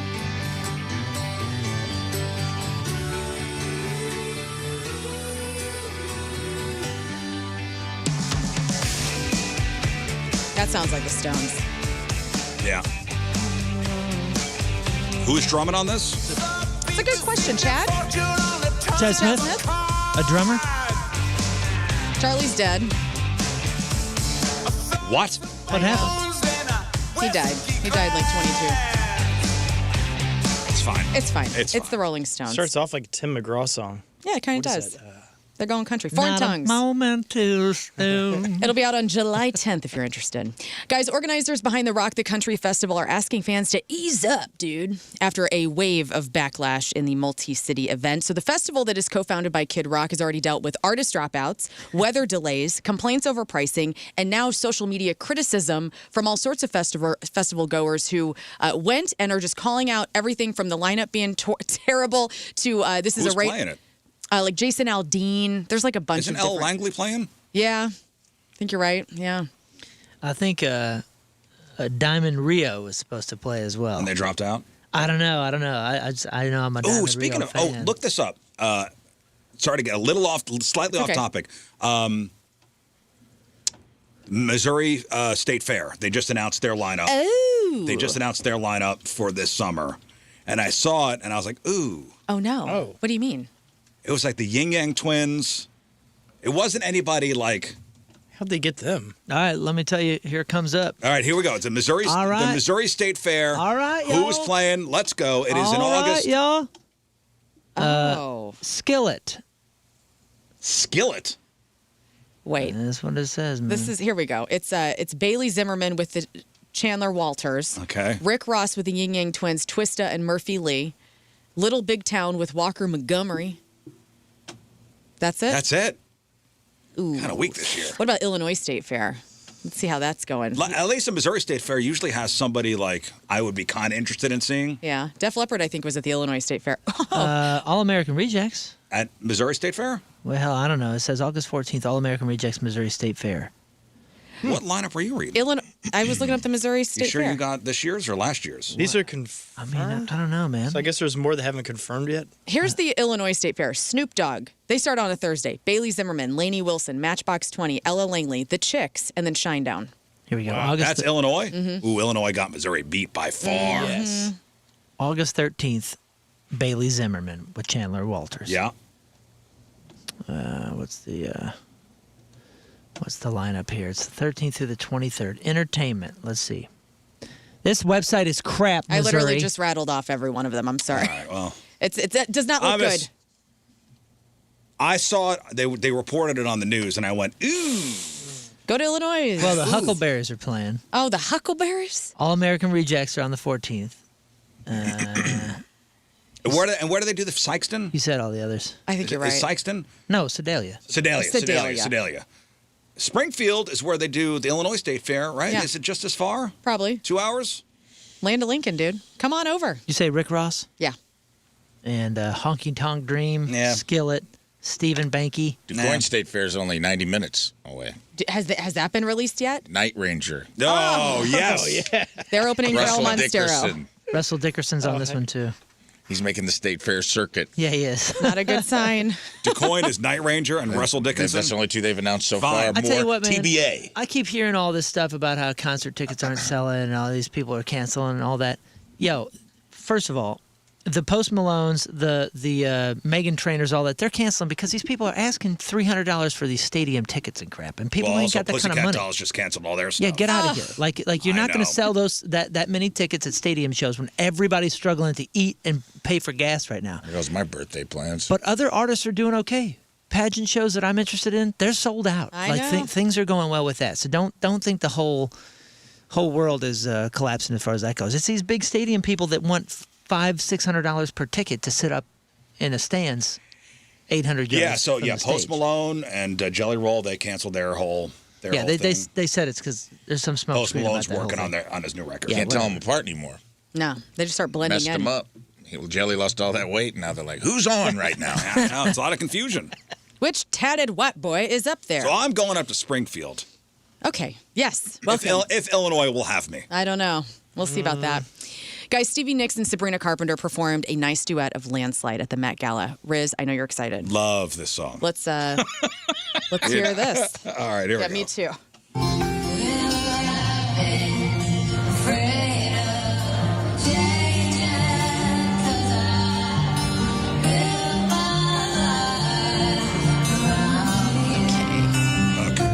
right, thank you, ladies. She Guys, looked hot, dude. She's still smoking hot. Yeah, Stevie looks I good. saw her on the You don't Met have to- Gala carpet. You don't have to say that. You Dude, let him pull up live Stevie Nicks as the on queen he is. Tell me that's not a good look. I Still know. a good looking Listen, woman. she's old. We get it. You don't have to say it. Well, guys, I have a treat for you. So, if you went to the Death Clock and Amon Amarth show that was at the factory on April 22nd, which I did not, which I'm regretting now because there was a band that opened up for both of those bands, and I found them recently, and I'm like, I got to tell people that are unaware. There is a band called Castle Rat out of Brooklyn, I believe. Yeah, Brooklyn, New York. This band is so kick-ass. They are a medieval fantasy doom metal band, kind of similar to if you knew the classic band like Warlock. So this is some doom metal, and they're called Castle Rat, and I have a song. Okay, so this is Wizard Yeah, this is Wizard from Castle Rat. And these are the guys that opened up for... Oh, it's a chick, Oh, okay. and she is the Rat Queen. Cool. And you got to see them because they look so cool. Are they coming They were just around? here. Oh. So you're standing for Castle Rat? I am. I'm starting to Look really at me get using into that them. kind of language. Standing. They look like they just came out of the labyrinth. Yes. Check them out.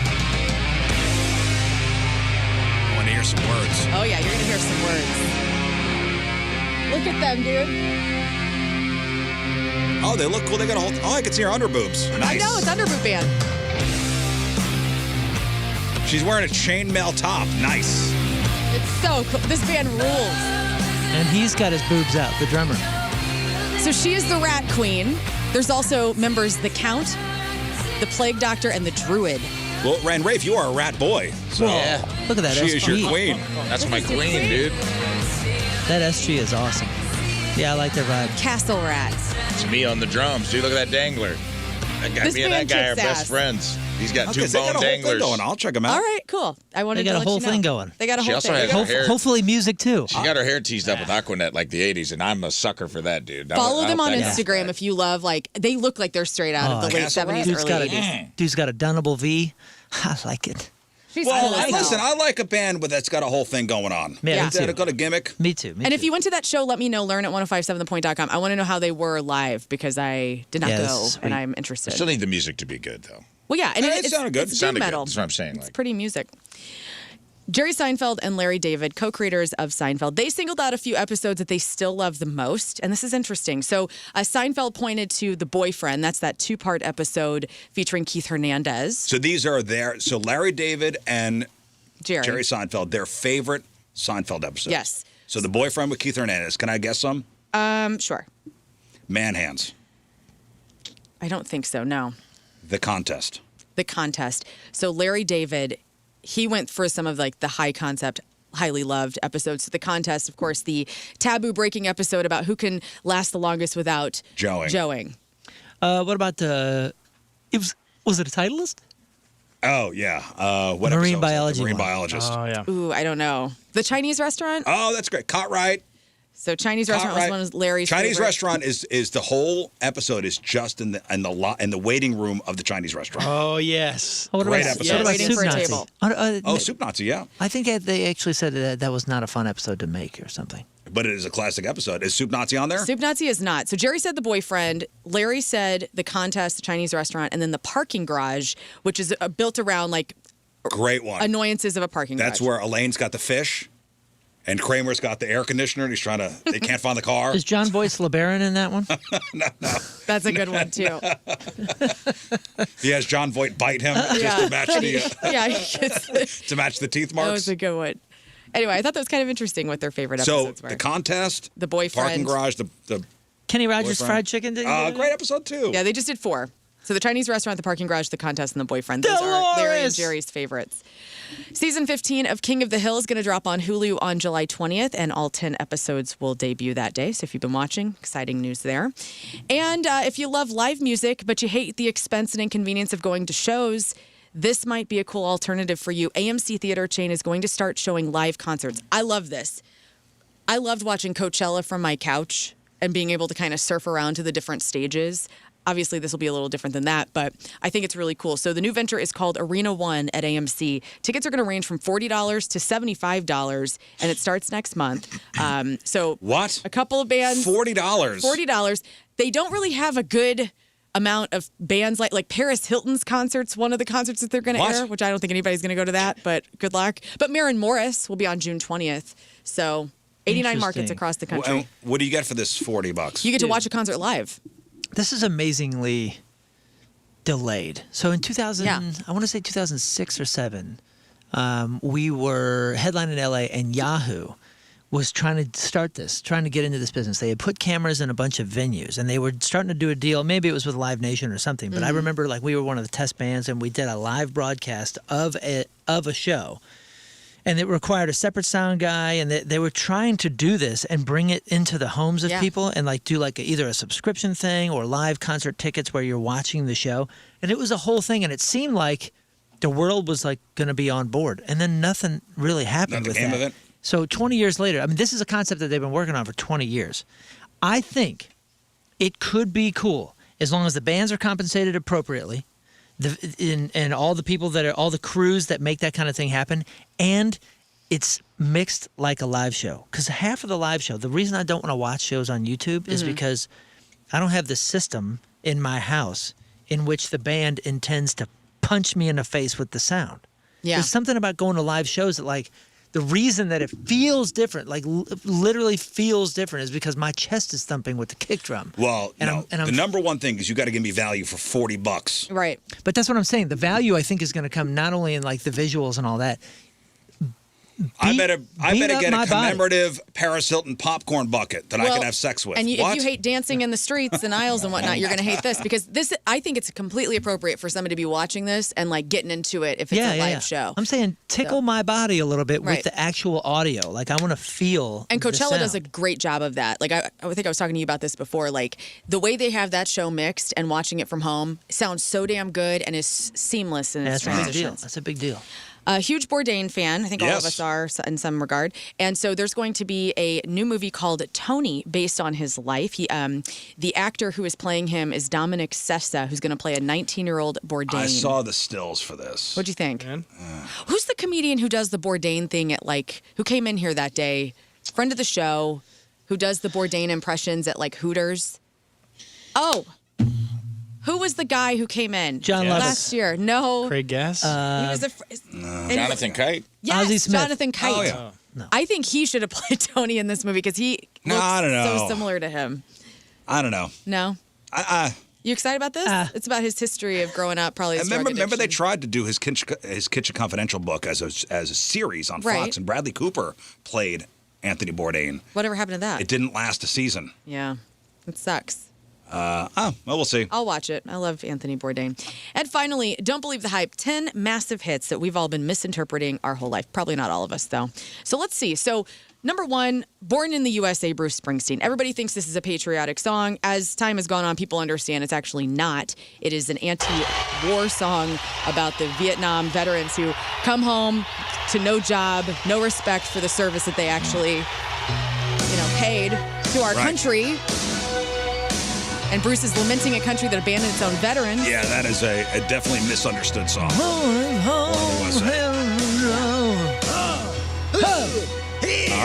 right. What about the Police's Every Breath You Take? So people think this is like, oh, you love me so much, every breath I'm taking. Actually, no. Brother, that's a stalker. It's a threat. It's a stalker. Yeah, they think this is a love song. Right. It's a stalker's manifesto. It's a stalker. Every cake you bake. I'll be creeping you. Watching you.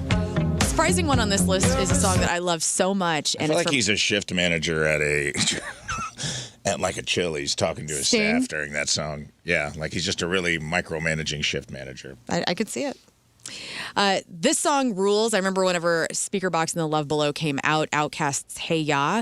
This is actually, instead of it being like a fun dance song, it's all about failing relationships. And Andre 3000 wrote about people staying in unhappy relationships just because they're too afraid to be alone. Yeah.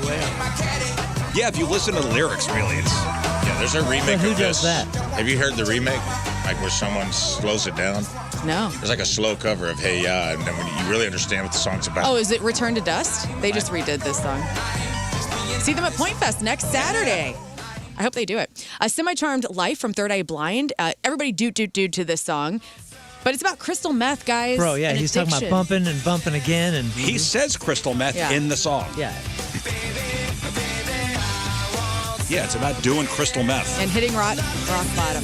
You know, it's amazing. We've done this a couple times with the Dirtbags, and Tim Convey sings it because he knows the lyrics so well. A guy who's never touched alcohol, the farthest from he loved a meth, guy who's though. tried drugs. He loved meth. That's the one thing we know about Tim Convey. He's a massive meth guy. Huge meth head. In 2010, this song was everywhere, especially at Urban Outfitters. Foster the People pumped up kicks. Oh, yeah, this is about school shooting. Yeah, it's about gun violence. Not a happy song. No, it is not.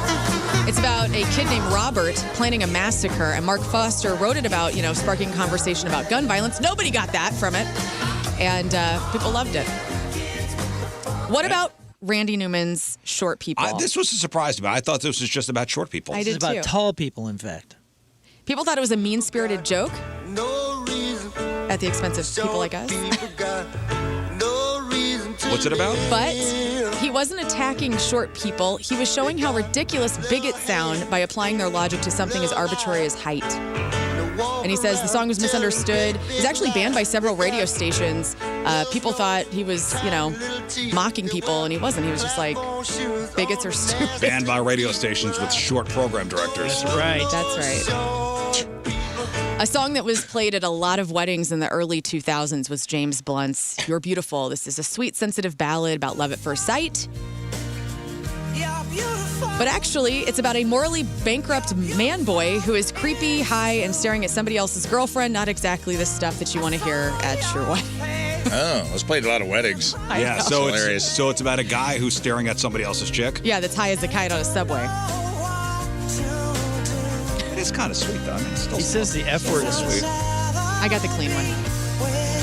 He does that. Is that true? I just read the lyrics. I never knew that. I guess I heard Oh my the radio. God, kill it, because I really didn't listen. All right. Oh, he's so edgy. Oh my God. Yes, that's Randy Newman thing. Reminded. We did a sketch one time about Randy Newman's salad dressing. Oh, yeah. Not Paul Newman. Instead of Paul Newman, Randy Randy Newman's. Newman's own. He's like, salad people got salad problems. I didn't realize that was a hate song. What about Creedence Clearwater Revival's Fortunate Son? People thought this was patriotic, but if you really listen to the lyrics, This is about rich Yeah. people not having to go to war. it's anti-establishment anthem. Who can confuse this Idiots. as not a protest song? It's been in every Vietnam movie of all time. Yeah, it's about people avoiding the draft. Right.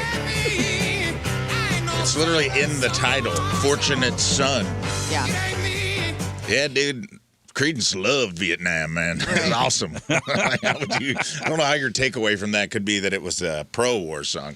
Green Day's Good Riddance, Time of Your Life, all of the graduations and proms. And actually, it's an angry screw you to an ex-girlfriend. Oh. Something unpredictable, but in the end it's right.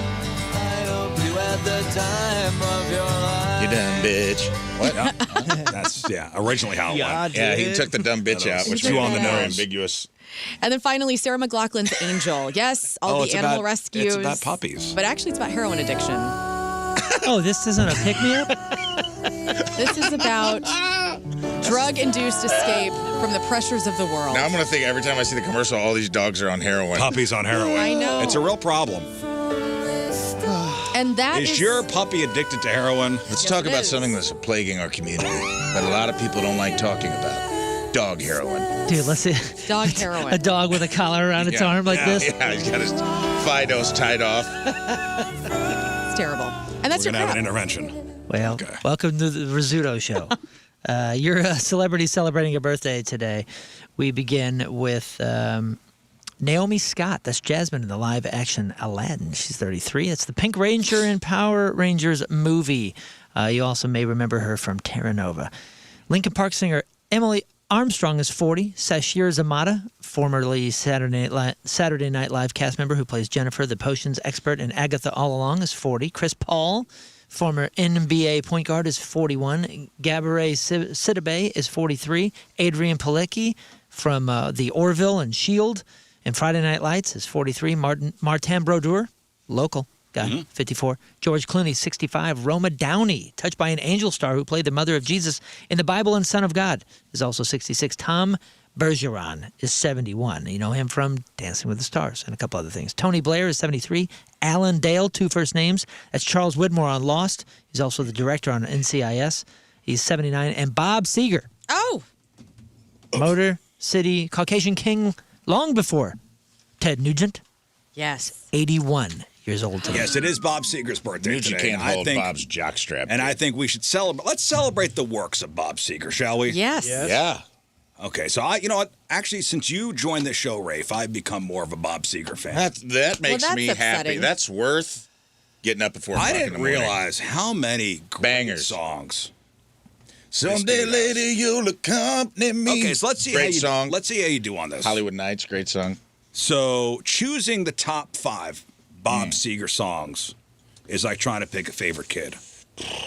Everyone's got an opinion, and they're all pretty passionate about what's the right song to go in the top 5. However, what I did was I looked at a combo of Billboard chart success and all-time streaming numbers. Can you give me the top 5 Bob Seger songs of all time? So again, these are Billboard chart success plus all-time streaming numbers. Top 5? Yeah. Go. I will give you songs that just missed. Okay. Like a Rock just missed the top 5. Like a rock. Like a rock. I was strong as I could Getting out of be. bed every morning. Like a Rock. Great song. That just missed. Also, this just missed. This would have been a top 5er for me. And you're still the same. This is me a couple Saturdays ago. Caught up with you yesterday. Great song, dude. Nighttime songs. Windows down. Moving game to game. I'm gonna have to listen to this No on my one's way home. standing in Right. your way. You like Bob Seger? Moon? I don't know anything. Oh, you need to I eat don't this know any up. of this. The last thing was the Chevy commercial, and this is something I've never heard before.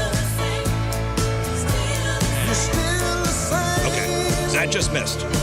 Damn it. Also, Main Street just missed. I didn't pull that one. Show Really? me. Did Nutbush City Limits crack the top 10? No. Again, these are Billboard. Did you say Nutbush? No, but it's a Tina That Turner Bush City song. Limits, great song. Great Okay. song, but Billboard success plus all-time streaming. I Night can Moves. tell you, Night Moves will be number 1. Night Moves is not number 1, it's number 2. Really? Oh, Working on a night move. Please don't be old time rock and roll. yeah. Trying to make some front This page is the driving one that news. truly turned Bob Working Seger on into a night superstar. move. It is a masterclass in storytelling. Turn the page. Reached number 4 on the Billboard Hot 100, and this is widely considered his signature song. Okay, what did you say? Turn the page. Turn the Page is number 4. Whoa. Here I am It's my favorite Metallica song. on the road again. There I am up on the stage. Oh, Here I go. 1973. her strut. Nope. What? And start again. We're going to like all the songs that should be in the top 10. Ramblin' Gambling Man ain't going to be on It there. didn't even though make it. should Are be. you That didn't make it. effing Should be. serious? Excellent song. But Ramblin' Gambling Man anthem didn't of all make it. time. I could probably. What's number Rock and 1? Roll Never Forgets. Number 1 is probably Old Time Rock It and Roll, is. which Oh, sucks. my Just God. take those old records on. This is number 1. I know this one. We play this at Casey on the hour, every hour. Every wedding of every wedding I've ever been to places. 500 million streams on Spotify. So it should be number 1. Yeah, I mean it guess. is, but it's not his. It's overdone. This is not the his scene best from work. Risky Business, I mean, this is the one that I know, and I don't know anything. 1978. It's probably Right, so bottom you of got- most houses. You got number 1. Number 2 is Night Moves. You got number 2. You got Hollywood number Nights 4. top 5. Hollywood Nights is number 5. Love it. They drove for miles and miles up those twisting, turning roads. Woo! Higher and higher and higher they climbed. This is his best driving song. Agreed. Well, Roll Me Away is pretty good. In those Hollywood hills, she was looking so right. In her diamonds and frills, Oh, all man. those big city All right, so what's number 3? What is the third best Bob Seger song of all time on Bob's birthday? It's What are not. we missing? It's not Turn the Page. We already did that. That's number 4. Old Time Rock and Roll number 1. Night Moves number 2. Against the Wind. Oh. Oh, duh. Against the wind. This is a good song. We were running Also- against the wind. We were young and strong. It is a good song. Waylon Jennings great does song. a remake of this. It's really good, too. Peaked at number 5 on the Hot 100. Features backing vocals from who?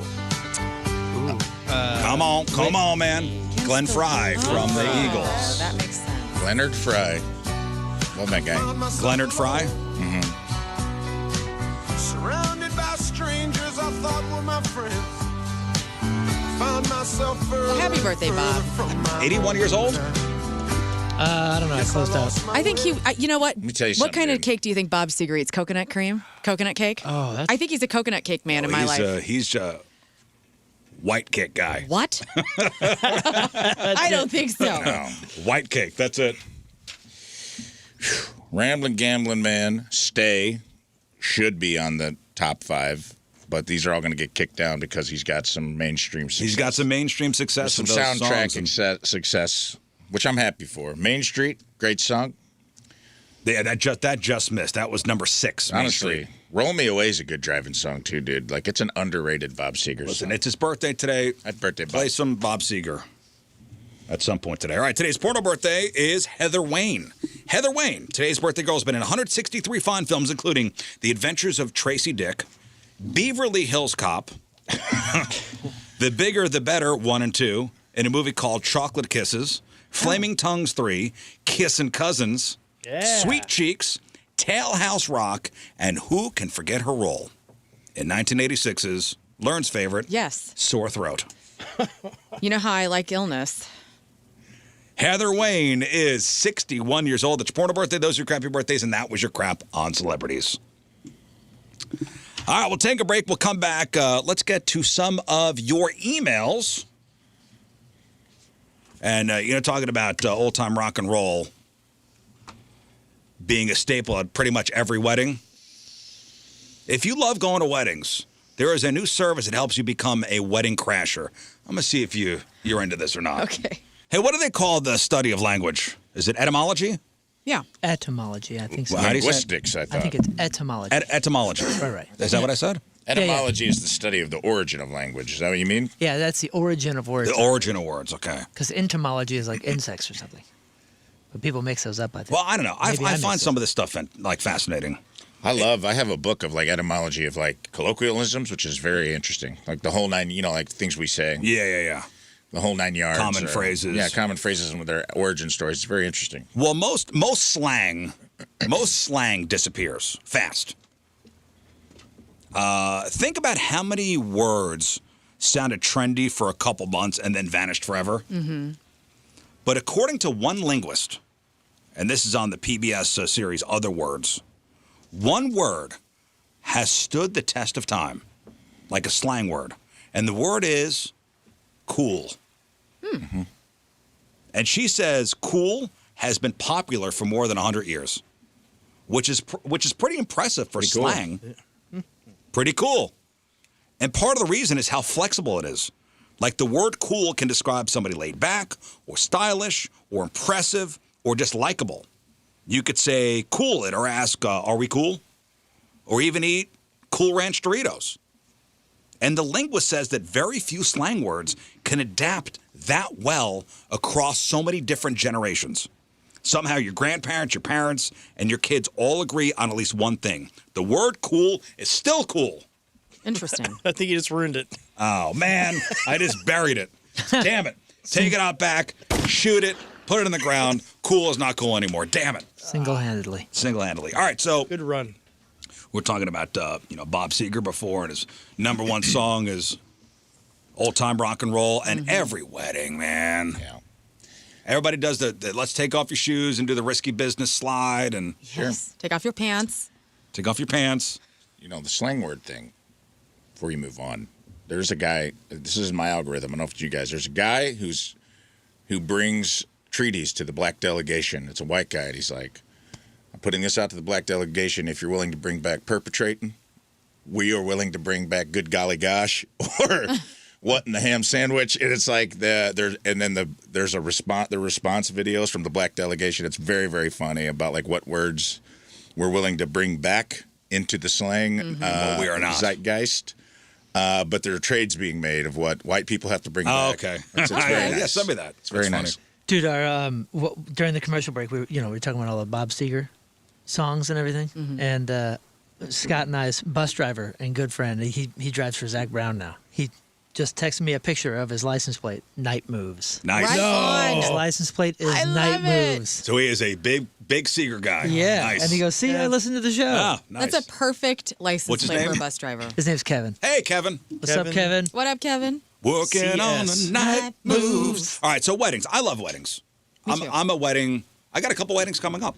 And you're excited. I'm excited. I have two weddings coming up. 2 second marriages. You like to dress up, be fed, and dance. I do, and I like an open bar. Mutual friend, one of them.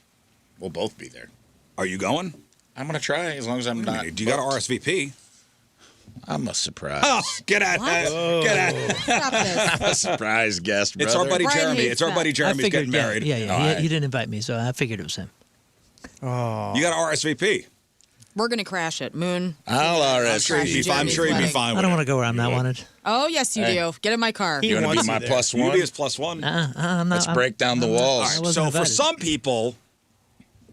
some people, getting a wedding invite in the mail is a pure adrenaline rush of excitement. I got the invite. I go, woohoo!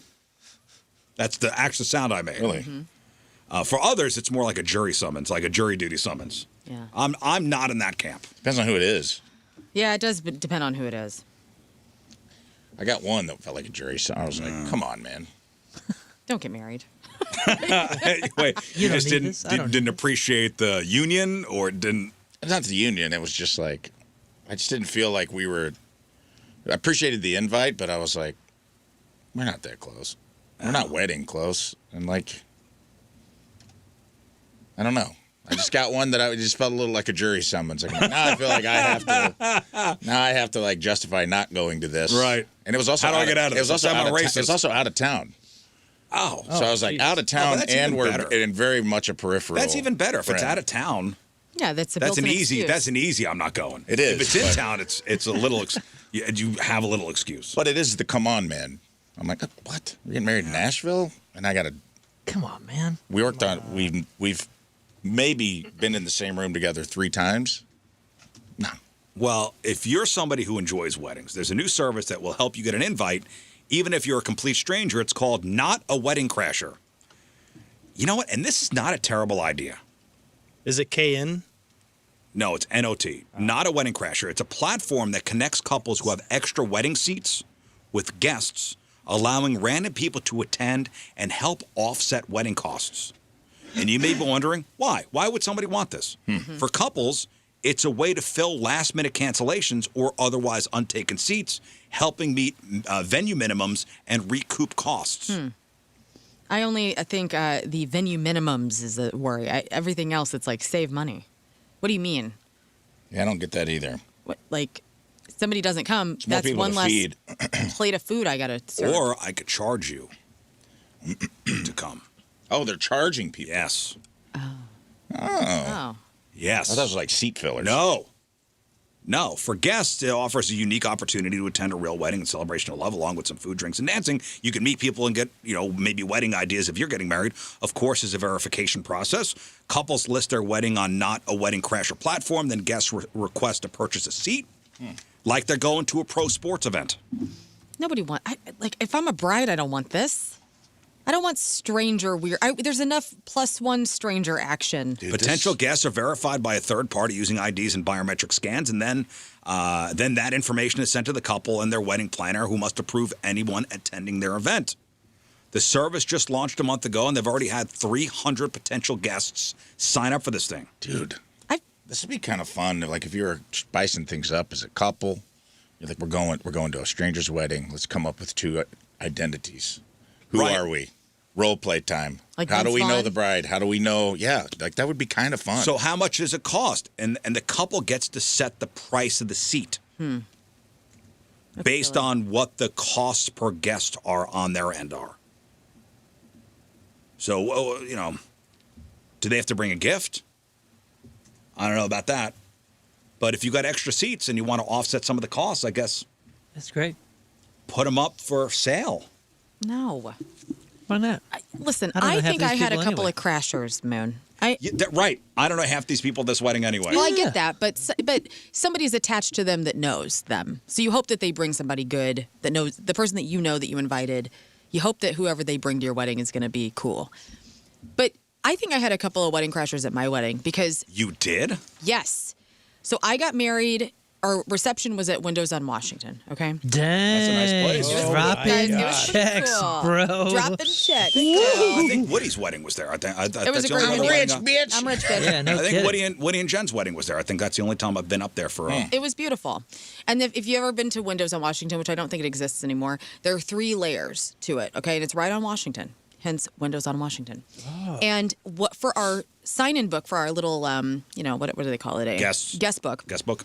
I had this big old frame printed out, and we had, a photo in there, so people could sign the frame. And then we get home, and we're opening our gifts, and we're looking at everything, and I'm looking at the frame of all the signatures, and I start noticing there are some weird names signed. Are you sure people weren't just screwing around writing weird names? They could be. I mean, I'm friends with a lot of weirdos, but these were You think like you had couples. listeners? You think you had listeners crash? No, it wasn't listeners. I think it was people either from the other weddings who took the elevator up to our wedding just to screw with us, and we're just hammered drunk and just going up and down, which is fine. That could be. Take a moon pie and go. I did Yeah. that recently. My friend got married at the Botanical Gardens, and there were 2 weddings going on. And I was like, what are the odds? Yeah, I went. And I cake went. There was twice. just a bunch of people. There was like a Double dessert. people Me too. going into the first reception hall because he was on the backside of the Botanical Gardens. My friend Eric got married in October, and I just walked in. And I was like, man, I'm surprised I don't know more people. But he's got another life, like people I don't know. Right. It's like, maybe our friends are all comics. They're probably all late. And I signed the guest book Oh, because it's no. right there at the Wrong front. wedding, yeah. I didn't look. It was just like names. It didn't say they're like. It was on page 5 by this time. I signed the guest book, wrote a little joke in there, and then got inside, started eating some hors d'oeuvres, and I was like, man, I don't know a freaking soul in here. I looked out the window and saw the other wedding happening across the other side of the Botanical Garden. I go, oh, What's my family doing over there? Right. yeah. I literally saw the McNews. I saw our video Josh and his wife, and I go, oh, whoops. I didn't go cross my Is that a name out. I Tommy just Boy left. quote? Yeah, take this What's my deviled egg family with doing me. there? That is awesome. I don't know. It'd be weird going to somebody else's wedding. I mean, I'm into weddings, but of people I know. Mm-hmm. And I'll mix and mingle and Get hit up the there and dance make a floor. speech. Yeah, I'll make a speech. You want a speech? I'll give you a speech. Nobody wants that. Okay. My wife would be like, sit down. All right, let's get to some emails. We've got a couple minutes for emails. RizzShow1057thepoint.com. Your emails are brought to you by 123 Mortgage. Reach out to Kevin and make your mortgage a win. 123mortgage.com. Okay. Good morning, Rizz Show. It seems like every other week you guys are talking about the name Bruce. Whether it be because it's a good porn name or how you just don't see it anymore, but for 15 plus years, my group of friends, 20 of us, have called each other Bruce, no matter where we Bruce. are. And it's none of our names. I have no idea why or how this even started, but it's something that we greet each other with and even scream out when we lose each other at Mardi Gras. Our wives love this. Every 2 years we hold Bruce Madness. It is a March Madness style tournament of Bruces where we vote for the best Bruce. Bruce Willis, and Bruce Lee are always top contenders. Who is the top Bruce of all time? I have attached this No, year's it's not. bracket. It's Bruce Willis. No, it's not. Would Yes, love it to hear is. who you think the top Bruce is. Okay, here we go. Nobody's talking about Bruce Willis as much as they're talking about He's Bruce. ill. I know, and we should be talking about him every damn day because he is a treasure. But we don't. Even with his dementia, we're not talking about Bruce freaking Willis. Who's the best Bruce of all time?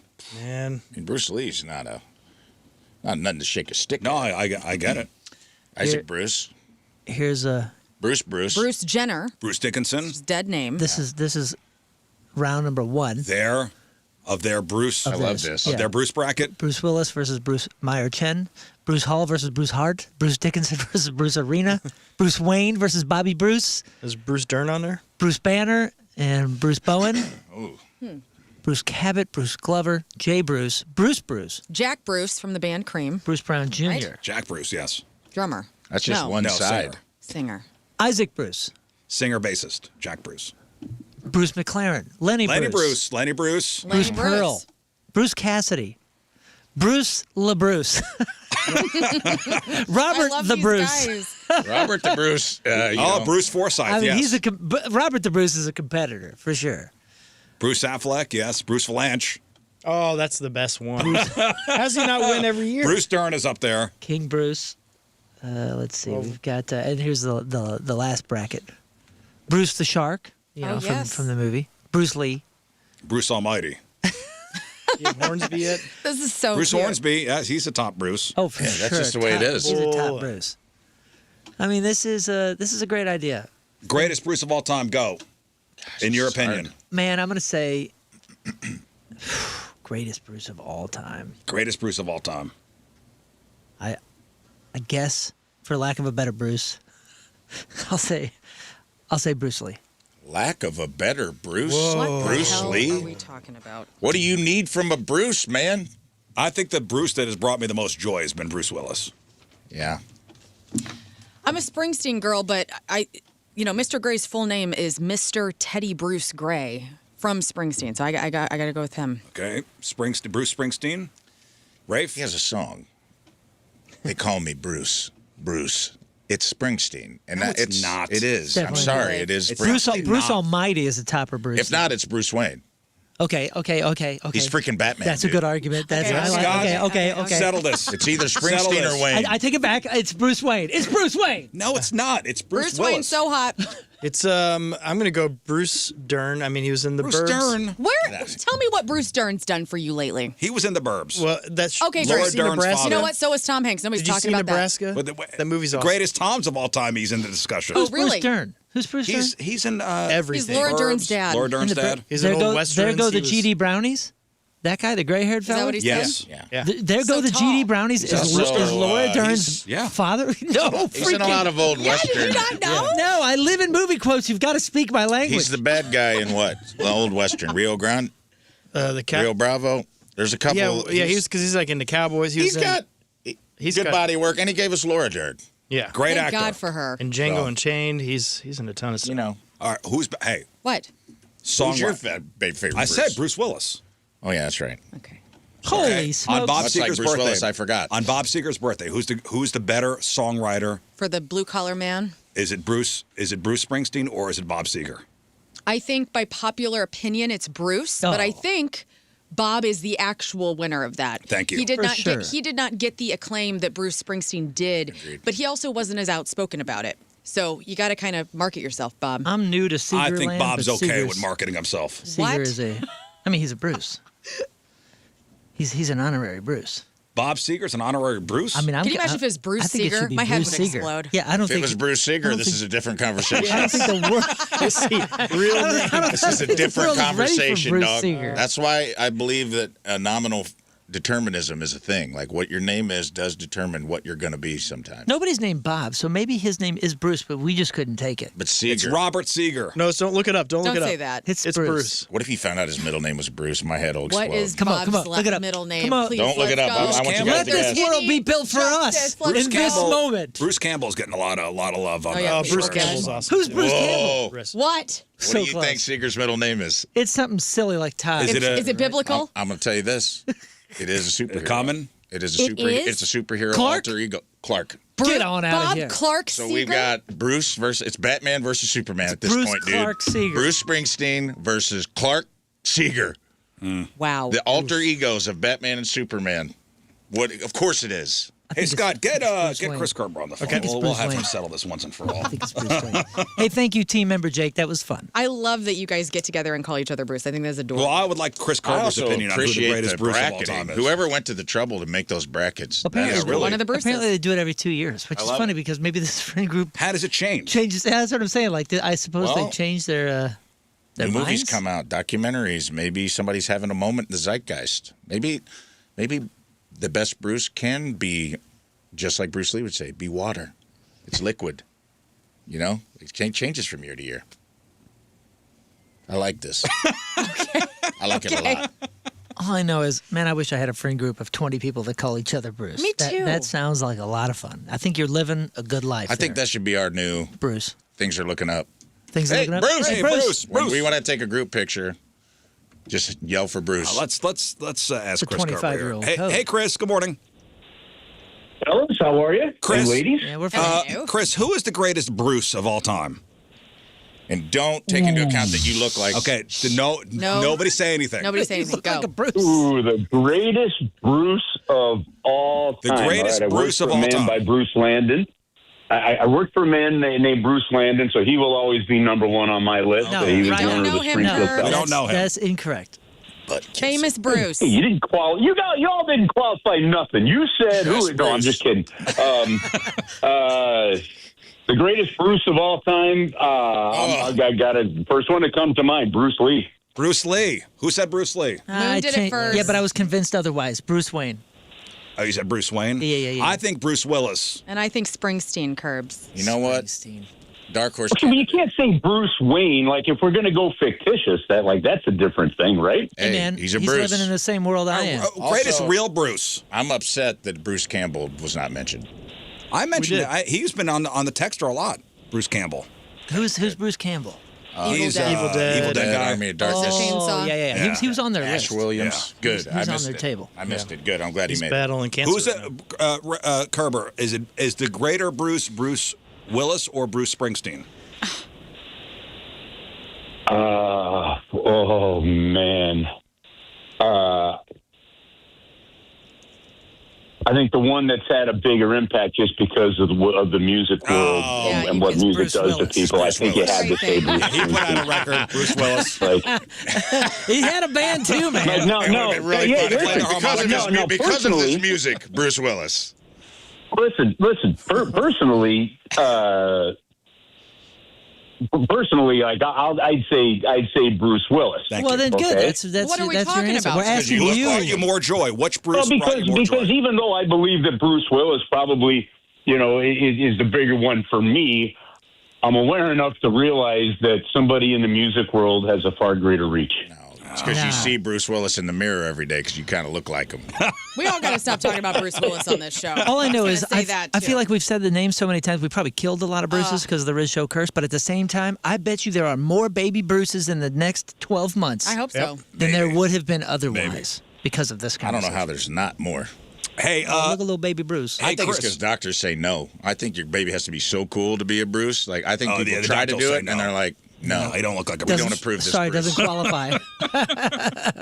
Well, yeah, you know what? I see. I agree with Rafe there. Like you might have one name. You're like, hey, James or Cole sounds good, and that kid comes out. You're like, oh hell no, that's Yeah. a Bruce. Right? That's Or how he's that's not a gotta Bruce. work. He has a mustache when he Not a comes Bruce. out. Hey, Curbs. I'm a bleacher bum. Okay, I would no problem sitting in the bleachers at a ballpark. Love it, that kind of thing. I love these seats. I mean, you brought in your own sling chair. The weather was just fine. You got your own kind of bathrooms and concessions and betting windows. You saw the horses come around the turn and the start. And the loading and the start. So I loved it. It was a great experience, and I would do it again. Curbs, I've done the infield, and that's a whole nother world. It ain't the dresses and big hats in there, dude. It's a monster truck rally in there. No, you know what? That's true. Except, people are dressing up in there too. Like it was it's just. I saw a guy in a Mudvayne t-shirt. Yeah, but you'll kind of see it all. And if it rains, obviously it becomes a bit of a sloppy mess, right? Oh yeah. But it was really like the cool part is, I mean, you still see everything on the big 4K TV. You hear the call of the race. They do a good job through there. There's a couple of nitpicky things that just being in the sports world I could suggest for improvement. But aside from that, like it's. Man, it was just great sitting there for we were there. I guess we got there about race 5 because you had to work till noon. Race 6, and then stayed right to the very end and just had an awesome time. And it's a cool thing to go to, and you know what? And because like everything else in sports, everything has become so corporatized and stuff. And look. I'm not saying that the infield in itself is even cheap. They still charge you $22 a mint julep. But the reality of it is you can make it an affordable experience, and it's a fun one if people Can haven't I ask done you it. how much you paid for a ticket to get on the infield? Yeah, well, I don't mind. So I found them at $250 a piece is what we found them at for the. Now the infield tickets. Here's the thing: the infield tickets are typically about $135 through the Kentucky Derby website. The final turn, which is kind of like a special section they cordon off, they found a way to kind of increase it. Right, are normally like $347, and. Yeah, it's a pricey ticket, but you know what? Like, I wouldn't change it for anything. Like, I had, and you got to spend time with your daughter. It was such an amazing day. Oh my gosh! Like from a dad standpoint and everything, guys, it was just absolutely perfect. And then now listen, price on that. Now here's the difference. Now you can't. Now it also helped though that she, being an RA, was still in her dorm there, and this might be one of the crappiest dorms in all of college. So they're fine. University of Louisville has finally milked this cow as long as they can. They're finally closing this dorm, but she was still in there. So that was a simple air mattress on a dorm room floor, and we had a great time. That's awesome. I don't know if you're allowed to, if you're supposed to be drinking beer with your daughter in their dorm room, but we did it. It's fine as long as the RA don't find out or nobody narcs on you. Yeah. Well, she is the RA, so I probably shouldn't have said that on the radio. Right there. Yeah. Well, you just got fired. You got two daughters in college, right? And you got one who's a junior? Yeah. One that's a junior down in Louisville, and then the other is a freshman nursing student at Mizzou. All right.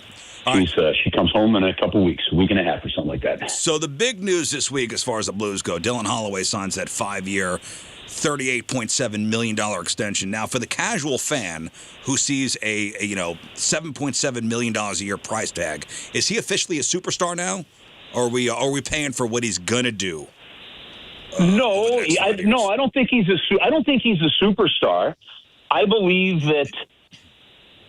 he's one of 2 or 3 people on this team or in this organization that have the ability to become one. I believe that I don't think we have seen anything close to what his ceiling is in the NHL. Being that he's young, and it was really only his 3rd full year in the league. So he's 24 years old. Yeah, listen, this is one that's going to continue to go. And if you see if we get to see the chemistry again between him and Thomas and Snuggerud, I think you could be looking at an entire line of players that get every one of them over 80 points next year. And I don't think that's an exaggeration if they start the season well. So can he stay healthy? That remains to be seen. I think it's a great contract for both. 5 years is reasonable, leaves players hungry, leaves them wanting more, knows that he turns a free agent at the age of 29, where he could pick his spot at that point in time. And, the Blues once again get a really, really good player on a very reasonable contract that as they continue to build through this, Rizz, like, There's going to be the salary cap room to make a splash when and if Alexander Steen feels that the time is right. So this is once again, for a team that does not have a superstar, for a team that, as we saw with the draft lottery last night, is still not going to get a chance to draft one in the top 5. They continue to find really impactful players and get them under fair contracts. Yeah, the draft lottery was last night, so the Blues stayed at number 11 and number 15. We didn't get that lottery luck to jump into the top 3, but with 3 first-round picks overall this summer, how much pressure is on Doug Armstrong to hit a home run before he transitions to his new role? I think this is probably as impactful of a draft scenario that this team has had in a long, long, long time. And the reason I say that they're the only team that has that has 3 first-round draft picks, or at least 2, and they're the only team that at least, and I haven't double-checked the bottom few after trades, but they're the only team that at least has 2 first-round picks in the top 15. Yeah. Okay. There's an opportunity that with not only the young talent that they have in this organization, and Steve Ott's team won again last night in overtime, so they go to an elimination game with a chance to move on against Providence. And it's sounding like Carbonneau and Juracek both could be headed to Springfield to start their pro careers, which is exciting news, too. There's a lot going on, at the other levels right now. It's just an impactful draft one because could they make a trade up? The simple answer is yes. Do they have the assets to do that? Yes.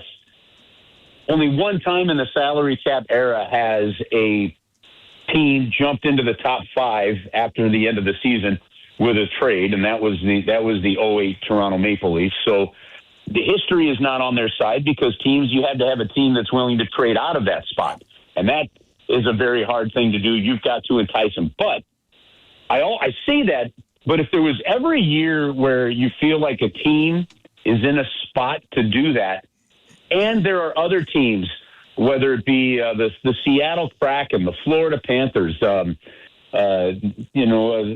me, honestly, like the San Jose Sharks could be one where,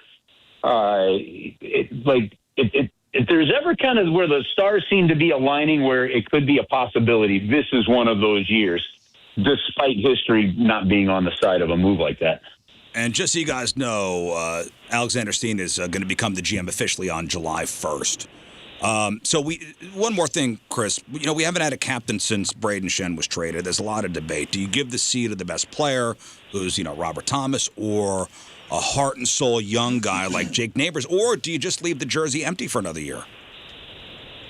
It's interesting. I think when you listen to Doug Armstrong talk, he's clearly on and I understand what he's talking about, the leadership by committee bandwagon.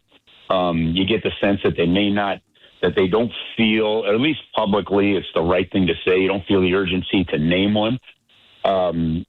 I believe that in the sport of hockey, it's beneficial to have one. When I hear Jim Montgomery talk about Patrice Bergeron, when you saw the impact that Braden Shen had on people, you saw the impact that, Ryan O'Reilly and Alex Petrangelo and others had.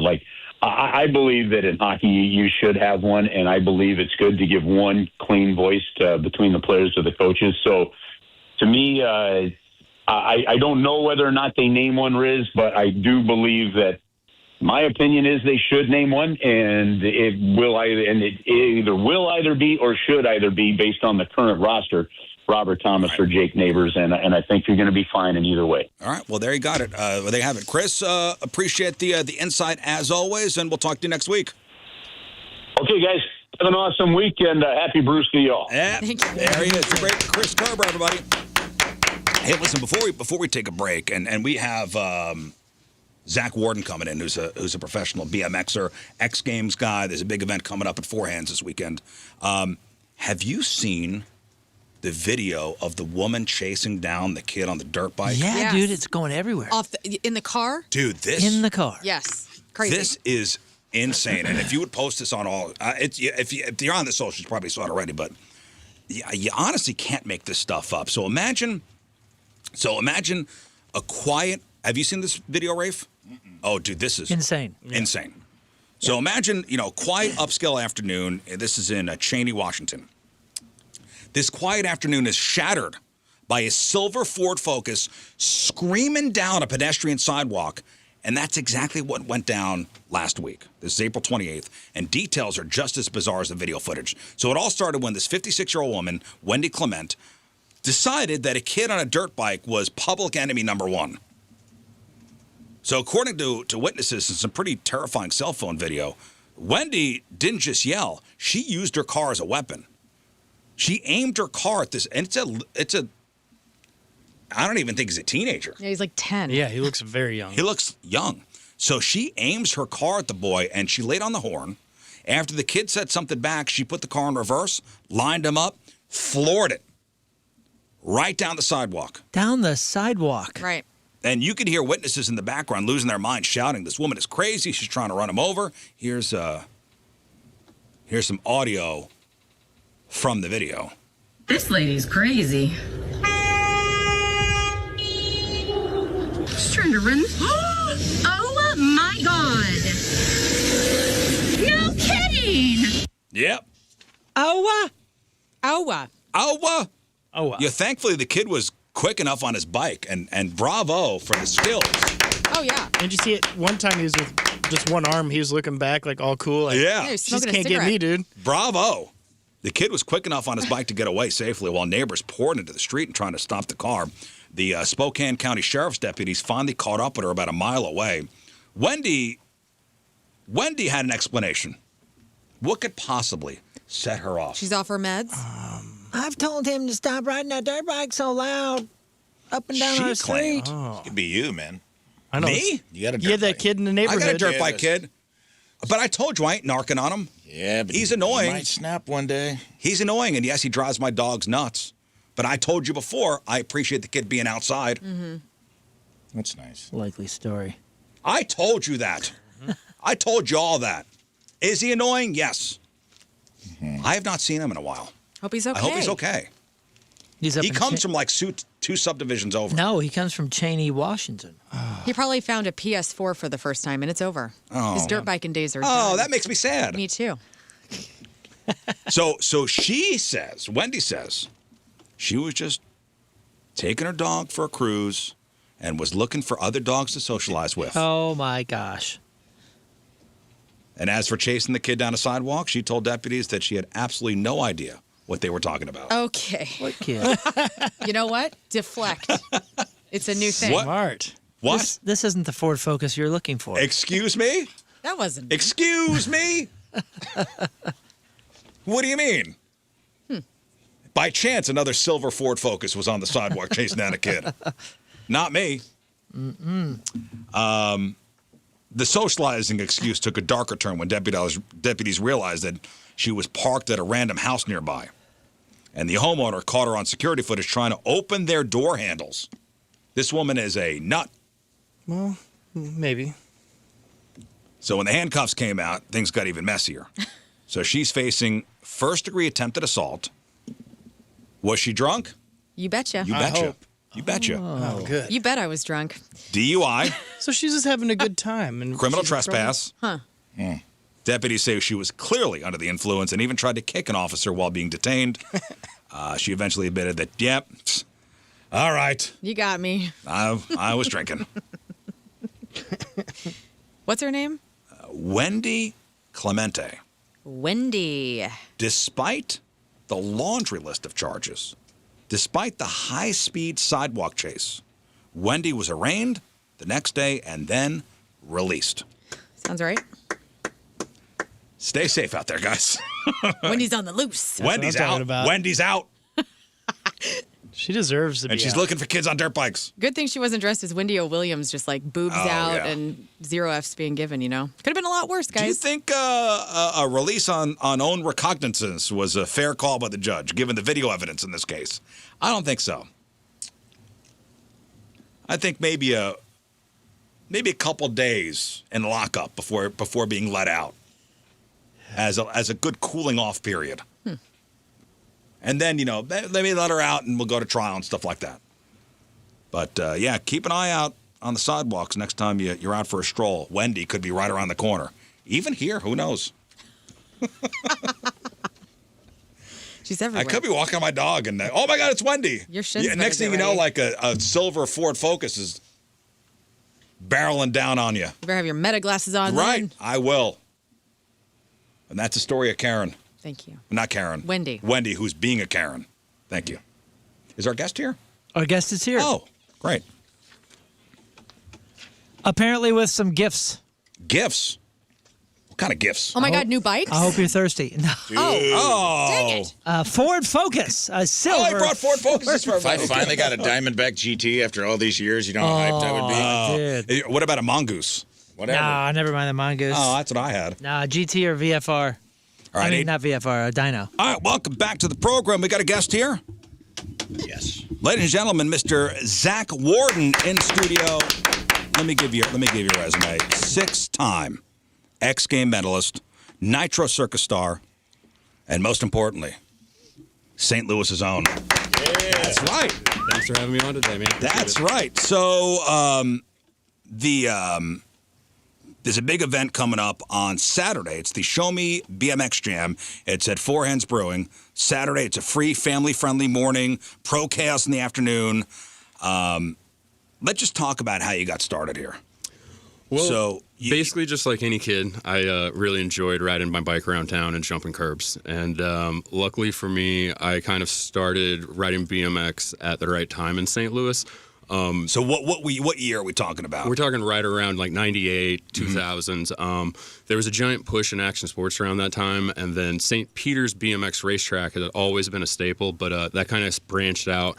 And then Ramp Riders Skate Park had opened up in the 2000s. That's out in Benton Park. Yeah. So it's right off Gravelways. It originally was in Midtown, but it's been on Gravelways now for 20 years, and basically it being the only skate park in the St. Louis area, it became my home pretty quick. So you grew up in O'Fallon, Illinois, and one of your parents was in the military? Yes, my dad was in the military, and when he retired, we ended up moving to O'Fallon, and my mom had gotten a job working at AT&T in the city. Mm-hmm. So it ended up being quite well for me because I would just ride to work with my mom, hang out a couple hours, and then she'd take me to the skate park, ride for 4 or 5 hours, and then pick me up. That's cool that you had parents that encouraged it. Yeah. I definitely am like very, very fortunate on the parents' side. Shout out to Doug and Danielle. They definitely spent a lot of time driving me around the country, riding my bike. So without them, nothing would have happened. So as a kid, talk about some of the injuries as a kid. I mean, it's unnatural to do, these jumps and let go of the handlebar.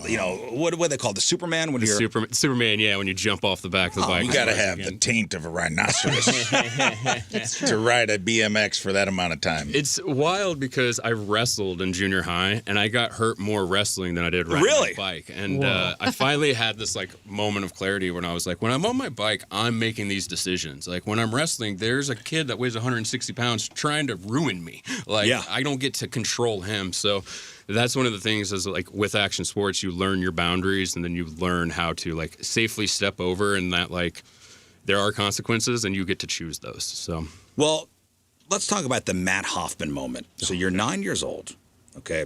You see Matt Hoffman, from what I understand, shove a piece of metal in his shoe to ride on a broken foot. Yeah. Is that the moment you realized BMX riders are built differently? This is what I want to do. 100%. I remember the moment still. I was stuck. It was a hot summer day. I was inside. I didn't want to be. And then all of a sudden, here's this dude on a bike. And I'm like, okay, this is kind of cool. And then they show him jamming a piece of metal in his shoe. And I was just like, all right, this dude's the toughest dude, and I want to be like that. I don't know what else is going on. I don't care about torn hamstrings. This dude's got a broken foot. And then he went out and ended up winning the X Games like that.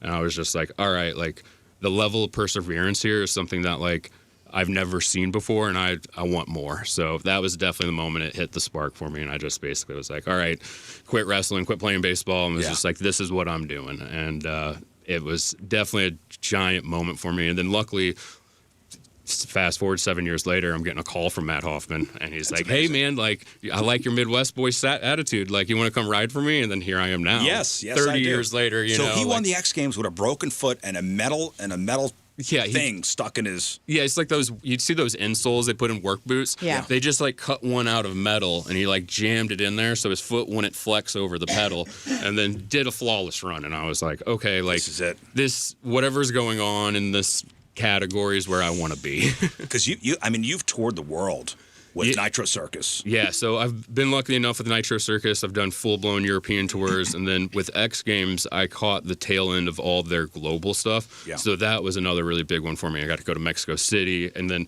they actually did an event in Shanghai, China every year for 10 years, and I went 9 years in a row. And starting off as an 18-year-old kid going to China, it's the culture shock, and then seeing the world, you just come back and you're like, this is surreal. Who did we have in from Nitro Circus? Travis Pastrana? Yeah. Travis. Yeah, he was great. He was one of our earlier guests in 2014. Yeah. What kind of bike did you have as a kid? As a kid, so there's a bike company called S&M. They're American-made. They're the most hardcore brand. And that was the one I got because that's the one at St. Peter's everyone was all about. But once I pretty much got to the point where I was choosing geometry and stuff, I was pretty much just riding the Matt Hoffman frame. I definitely one of those people that when I saw Matt do that, I was like, I want to be him. What kind of bike did you have as a kid? Dude, I had a cheaper dyno. I had the VFR, but I have a Detour now.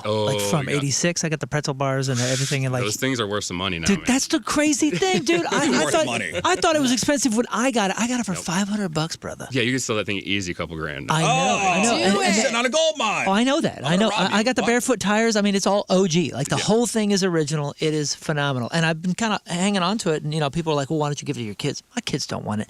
Yeah. But I was going to ask you, are you shocked by the crazy resurgence of those 80s BMX bikes? Because it is a market where people are crazy. It's pretty, well, it's confusing to me sometimes because I'm like, why aren't you just spending this money on BMX? Like, you know, like, why are we, like, you're spending thousands and thousands of dollars here, and then there's still, like, not public skate parks or events for kids, which is, like, one of the reasons I'm throwing this event, you know? Right. So it makes me, like, super happy that, like, BMX is, like, so in the mainstream eye, but at the same time, I'm like, well, this money's not going into the industry. No, you it's, know? yeah, Like, it's 45-year-old guys collections now, parting you know? out bikes. Yeah, Exactly. And I'm just like, all freaking right, out. guys, like, at least show up to the jams and give us $5 or something, you know? Like, bring them out so we can see them and do something. But it makes me super happy that, you know, now so many people get to relive their childhood. Yeah, Listen, as a kid, you know, if we found a piece of plywood, we would make a ramp. Of course. And I just want to say, in 2013, you became the first person to ever land a backflip, bike flip to late tail whip over the mega ramp. Now, for the listeners, again, I'm going to say that again. Backflip, bike flip to late tail whip over the mega ramp. For people at home, explain, first of all, what that is and how terrifying that is. All right, so this is the unicorn trick for me, pretty much. So I had in 2008, I started inventing tricks with this. It's called a bike flip, and essentially you like leave one hand on and you throw it around, catch the seat, get back on. And then once that trick kind of took off, I just wanted to put it everywhere. And I had done it in a backflip in 2012 at X Games, and like was the world first person to do it. And then I ended up getting second place. And then going into 2013, I was like, all right, like I'm dropping bombs this year. Like I'm not leaving question. And ended up adding this tail whip to it, and then that was the moment. And like, what's wild when I debuted, We have a video of you doing it. Look at you. know, You're it's a crazy up in the person. sky, dude. Something wrong with you. Are you in What's slow wrong with motion you? when What you're the up hell's there? wrong with you? I love it. Look, man, I'm just a kid from a Southern Illinois trailer park, and I was like, I'm gonna ride my bike man. as far as I can away, dude. Yes. I was like, you know what? I'm gonna get on these Where are two you from, wheels. Southern Illinois? So born on Scott Air Force Base. Then after my dad got out of the military, I lived in Marion, Illinois. Yes, for a while. our us, dude. place. Yeah, I'm West from, Frankfurt. There we go. Yeah. So DuQuoin will be the closest place. I was from a town called Dowell, Illinois, which Dowell, is by DuQuoin. I think we might have drove through there a couple times. My parents actually still live down in Marion. It's So. Aw. legit. So Will, this is my man, They dude. missed them all, I bet. Oh yes, but there's talks of the Harley dealership doing some fun stuff. Oh, fantastic. Oh, the Harley dealership? Cross your fingers. Zach, do you like growing up, like riding bikes? Did you? Because I was like a peg girl rider. Like Yeah. it was anytime all my guy friends had a BMX bike, it was like, get me on those pegs. Let's go across town. Was that annoying, or like on behalf of all the men that had pegs on their bike and girls wanting to ride? I think it was super awesome. Thank you. Well Yes. done. Yeah. I'm just Anytime getting you're gonna hop clarification. a That's the babe reason on we the bike, got you know? pegs. Yeah, I was exactly. hoping a Pegs. girl would ask for a ride, and it was always your fat friend that wanted to hop on the back. Like, get off, Right on. Daryl. Exactly. It was the best. This is for Melissa. You've said that, you know, St. Louis Bike Park taught you how to face your fears. You know, when you're at the top of a massive ramp at the X Games, does that kid from St. Louis still feel the nerves? Or are you locked in? It will. You feel the nerves, but it's in like a more positive way, and like to where it's like we're doing it, like we're here, like the stakes are high, but this is what you've known all the time, all along. And then it's like, luckily for me, throughout my X Games career, I started in 2007 when I had my first appearance, and then it wasn't until 2012 that I got my first medal. So I got last place a lot of times. So by the time I'd gotten like my signature tricks down and everything, and I showed up there, I'm like, what's gonna happen? Like, I've already lived out all my nightmares. Like, I've crashed on national TV 6 times. You know, It can only like, get better from here. Yeah, I can only go up. You know, and then now, whenever I get the chance to do Nitro Circus or X Games and I'm up there, I'm just overwhelmed. Like, hey, little dude. Like, you're 37 and still doing this. Like, you're still doing it. Like, no one knew. And, like, when I was a kid, people were like, well, how long do you think you're going to ride a bike? And it was still such a new sport that we never really knew how long you could ride bikes for. And now we have dudes in their 60s riding trails in their backyard and doing stuff. And I'm like, okay, like, what? And those guys that are in their 60s doing this, they're construction workers. They go That's work amazing. 8 You know what? hours a day. You Zach, know? I'm watching you do that big trick, and I mean, when you land it, you go nuts. I'm thinking a 47-year-old Rizz trying that for the Oh, first please time. do. Immediately in the hospital. Let's get you to the ramp today. Immediately. I 100% believe you can do it. You should try. Get out of here. You should come down on Saturday. We'll have a ramp. I'll You know? film it. Rafe tried to drop in. I did, dude. I shot a commercial Oh, buddy. for a bank, and they were like, we're going to have a banker on a skateboard. And I was like, I've dropped in before. 25 years ago. And they're like, just pretend and we'll cut to it. And I go, keep the cameras rolling. And I tried to drop in a half pipe in front of a little kid on a scooter and just face planted. Ate it so hard. Those little scooter kids, they're pretty savage. Made it into, yeah. He goes, "Why'd you do that, man?" I don't know, brother. I don't know, but I tried. That's what matters most. I'll come down. Ball pit. You got foam pits? So they've came out with this Nitro Circus. I'd Actually, love to try to do a backflip. Dude. They made these things now called. 100% do it. Yeah, try it. So I got one of these things called an airbag, and it's basically like a bounce house. Yes. Okay. So when you jump in it, the air flows out. So it's actually safer than a foam pit. And Nice. then also, if you land on your wheels, you can ride out. So it's like you actually get the feeling of riding out. And so on Saturday, we're gonna have 2 of them out there, man. So Dang. Hang on, Zach. So when you're up in the air and you're, Hell what is yes. it called when you spin the bike and your legs are like out, like So underneath? that's a tail whip. Okay, when you're doing a tail whip, like to train to learn how to do that, like all I'm thinking about is being a dude and smashing your balls a million times with the seat or with whatever's It's called in between your you legs. learn the side saddle real quick. Okay. And when you realize your feet aren't going to be on the pedals, you kind of turn your hips sideways. Okay, it's a And legit all you gotta do question. is turn them sideways. Okay, and then good. you land on your leg, and then you fall down on your butt. And I you're like, see. all right, that was way better than Good. anything else. Are you wearing a cup of any sort? No. No cup, no like. No. How does that Dude, work? when you're 13 and after you hit them once, you learn that side saddle and it's burned in But your my brain. question is, you're 37 now, and your teenage balls are a little tighter than your elderly balls. Like, do you have to do you Adjustments? adjust side saddle as the years progress? I would tail Good whip question. myself. Tail whip. I could see my balls getting hit in a tail whip just from Oh, me getting being caught? vertical. I don't like. I got to the point now to where when I realize things are going wrong on my bike, I do this thing called the kickstand, and I just make like Protect a tree yourself. and fall over, and Nice. like Got make it. like a tree, Smart. fall over, Protect and your be genitals loose. at all costs. Yeah, no, like put your legs together. And This is pro. This is a pro. This is smart. Zach, you familiar with the Brothers Skate Park in Waterloo? Yes, I am. Yes. My buddy Corey wants to know that. Oh yeah. Waterloo's amazing. I've actually been working over there right now for the Gallagher family. If anyone knows any of them. That's Corey That's Gallagher. Corey. Yeah, Oh, exactly. heck Yeah, they've been helping out tremendously with this Baza event, and their nephew Rex Gallagher is actually going to be skating the half pipe there. Oh, Rex heck is yeah. 17. He's got a couple sponsors, and he honestly. Not only is he just a phenomenal kid, he's got a really bright future. And that's one of the things I'm doing with this event is trying to bring in some of these younger generations and get them in the spotlight to show them, there's other ways to do this than just, having to take photos of yourself and put it on social media. Let's talk about the event. The event was supposed to happen on April 4th, but rescheduled due to weather. The wait is over. It is Saturday. It's at Four Hands Brewing. Talk about the setup. This isn't just a demo. It's a community event. Exactly. So this is a full-blown day event. From 11 to 12, we're going to have a kids session, so all kids under 13 can come. We will have waivers on site, and helmets are required. And then basically wrapping that up, we're going to have a smaller box jump demonstration. This will be one of those airbags if you want to come and try. Wave. Your time. Throw your hat in the ring. I'm there. This is it. Yeah, but so we'll do a short demo for 45 minutes then, and then basically from 12:45 till about 3:45, we have a street section that we're going to be having some bike riders and skaters just kind of jamming out, and then at 3:45 we're going to have it's the GT Bicycles vert ramp from the 90s. So this thing is an artifact that's been remodeled, and it's actually coming to stay in St. Louis. So we're hoping to bring this thing out quite a bit. So we're kind of debuting that ramp, and on that ramp, Rex is going to be skating along with Pushy Longstocking. She's a 17-year-old quad girl that's she's got sponsors from across the country. So that's definitely going to be something that's to keep an eye out for. And then at 5 o'clock, we're going to have the big air show. And basically, we have... And this is the mega ramp This setup. is the mega ramp setup. The mega ramp. Yeah, it's not quite as big as what you'd see on X Games, but it's pretty comparable to what you see on Nitro Circus. So this is going to have a 20-foot roll-in. It's got a 10-foot tall airbag that we jump onto. So basically, I got a bunch of dudes coming from across the Midwest, and we're just going to have an awesome session. That sounds so much fun. It's going to be a good time. Talking to Zack Warden, the event is the Show Me BMX Jam. It is Saturday at Four Hands.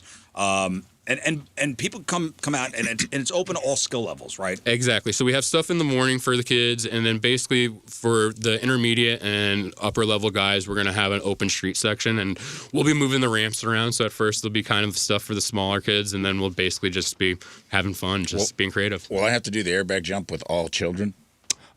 Yes, absolutely. Yeah. You have to deal. Even better. It's getting better. That's the only way to do it. Now, What's up, bros? You've been vocal about St. Louis needing more public skate parks. How does an event like this help push that conversation forward? So one of the things I find, I've lived on the East Coast, I've lived on the West Coast, I've worked in both markets, and here in the Midwest, there's kind of this closed-mindedness to action sports. And I think one of the main reasons is they're just not exposed to it. When you go to California or you go to Oregon, you see so many, like, demonstration companies are always pumping things. There's just riders, there's skate parks, there's all this stuff. And it's because they know the actual benefits of having a skate park. Like the American Psychology Association in 2012 came out that kids that participate in action sports have a 20 to 30% decrease in depression and anxiety. So like right then and there you have that. And then the juvenile crime statistics that have been coming out is areas that have skate parks experience a 12 to 14% decrease in criminal juvenile activity. And like, I don't really know if anyone sees what's going on in St. Louis right now, but like the juveniles don't have anything to do. Exactly. And it's like kids having stuff to do. And like here we are, St. Louis City doesn't have one single public skate park. Now there is Ramp Riders, which is a private LLC, and then there also is a skate park on Morgan Ford that's ran by a nonprofit called KHVT. But that one's cool. That one's cool. It's really awesome. It's artsy, but it's also a DIY skate park done by the locals. And in turn, because of that, they don't allow scooters or bike riders. So in turn, there's not an open, exclusive place for, a kid that wants to scooter, ride bikes, a girl that wants to roller skate that is open, throughout the day and night. And that's pretty much what I'm just pushing for. And then especially now over the past 5 or 6 years with the Olympics kind of taking over, you see these pockets of areas and you can see it's like, for $250,000, we could have a skate park that has an Olympic qualifier every year. And that's something the public doesn't really see because in St. Louis, we don't have a skate park. It's not in their face. Yeah. And that's pretty much my goal is just to put it out there and show people what you can do with this. For a kid listening who wants to pick up a bike because, they saw you on TV or they go to this event, where should they start? So St. Peter's Racetrack, if you're looking to ride BMX, going to the racetrack first is always the best. They have everything for every age, every skill level, and they're super welcoming. If once you kind of get used to that, there is the St. Louis Bike Park in South County off of Union, right off of Grants Trail in Union. That's another giant welcoming place. You need a helmet for both. And then once you kind of get from there, Ramp Riders is the place that I learned all my tricks. Yeah. So I definitely highly support Ramp Riders. It is a little bit more advanced. They do have a beginner session on Sundays that is only little kids, but the ramps in there are pretty big. Like that's a little bit intimidating for first timers. So I kind of always suggest go to the racetrack, go to the trails, and then check this out. How would they start? Like, what do you recommend as far as like a starting little trick or something to kind of get them into it? My biggest thing is speed control, like getting kids to go as fast as you can. Like, and once you get used to going fast, then jumping's easy. But like, that's, I feel. Is it? Yeah, momentum. Landing is the hard part. Jumping's easy. He left that off. Yeah. So. Jumps were never the issue. Yeah, but just learning bike control and driveway time. Like, you were talking about setting up that piece of wood and jumping off a milk crate. Like, that is the building tools you need to like start moving forward. I'm just so happy for all the makeshift, because every Southern Illinois kid, we would find a ditch. Oh, yes. That would have like good angles, and then we would build a ramp at the one side of it, get us top speed, go through it. Everyone would eat gravel, and just to know that at least one person emerged from that to become a professional rider makes it awesome. Makes all of the injuries and skin knees and racked up genitalia worthwhile. He made it. He made it, dude. He is the best of us. He did it. He is the best of you guys. He's the best of Southern Illinois. I got lucky. I had good parents and a lot of right place, right time. People are wondering, do you still live in St. Louis? Yeah. Absolutely. Yeah, I live in South City right now. I don't plan on leaving St. Louis. Zach, ever. all the kids that you grew up with riding bikes with and you made it, like, what's that dynamic like? We are all still really, really good friends. Good. It's That's awesome. good. That's like one of the reasons I kind of moved back, and all my friends, as I was traveling the country, they all bought houses in Tower Grove Park, and then they all did this, and then basically, like, it was about 7 years ago, I was like, all I got to do is get a house, and like my family's right here, and so now it's like pretty wild. I see these guys every day, and I'm just like, we've known each other now for 30 years because of the little kids' bike and watching your kids grow up. Do they have like normal jobs though, and they're like looking at you living this life that they probably wanted so bad as like a 14-year-old, or how? What? Well, we're so close. They've also seen the ups and downs of Okay, it. good. They saw the years of meat and ramen noodles while they were living in the brick bungalows. That's true, like, yeah. it's cool you made it, but It took a long time. yeah, Destination, baby. destination, You made it. but they're still really proud of me, and I'm proud of all of them because it's one of the cool things about BMX and skateboarding is like when you start at an early age, it gives you a self-confidence that you can do things, and basically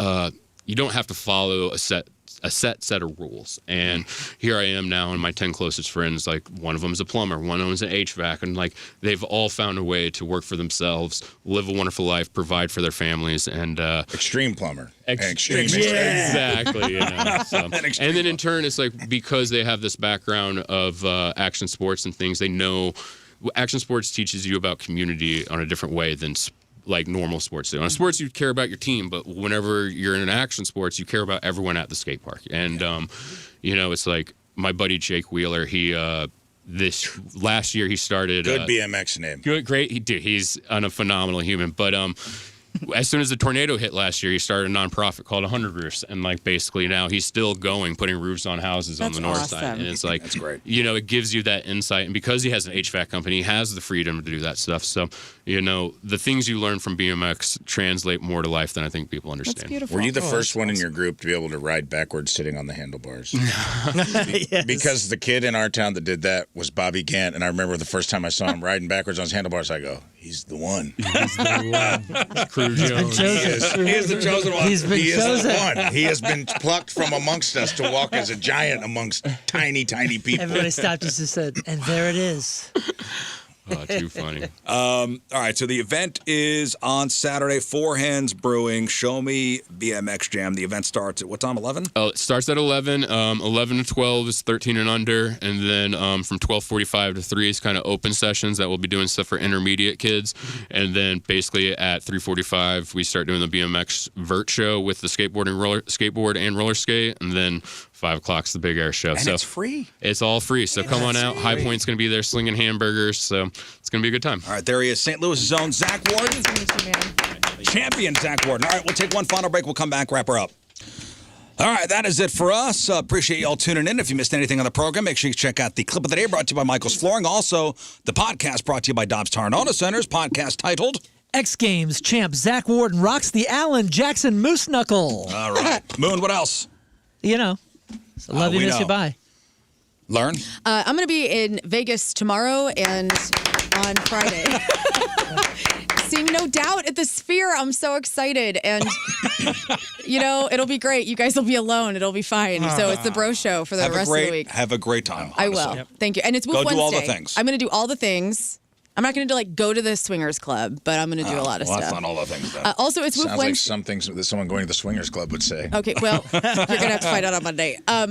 Flirt is coming in with Woof Wednesday with Stray Rescue. Can't wait to show you who Flirt is. So be following me on the socials at Learn versus Radio. And love you, bye. Hey, before you leave, I got to say sorry. Somebody just corrected me and said that I said that Bud Light Lime was a Pilsner yesterday, and you said it was a lager. It's a lager, and I'm sorry. Oh. Okay. Well, see, thank God we cleared that up. Hey, man. Oh, man. Thanks so much. Listeners calling me out. I don't even know how to follow that. All right, well, don't. Scott? Speaking of getting things correct and flirting, come out May 8th, this Friday, from 4 to 6. I'll be over at Central Tap and Festus. You don't want to miss out. It's going to be a great time, and it's a Point Fest ticket blast. So if you want some free Point Fest tickets, come out there, and you get a chance to win one every 15 minutes. All right, we leave you with a selection from our Team Rizz Member of the Day, brought to you by Hot Shot Sports Bar and Grill from St. Peter's. William Fickers, our Team Rizz Member of the Day. And he wants to hear this song. Here it is. Have a great rest of the day. We'll see you tomorrow. Bye. Energy up.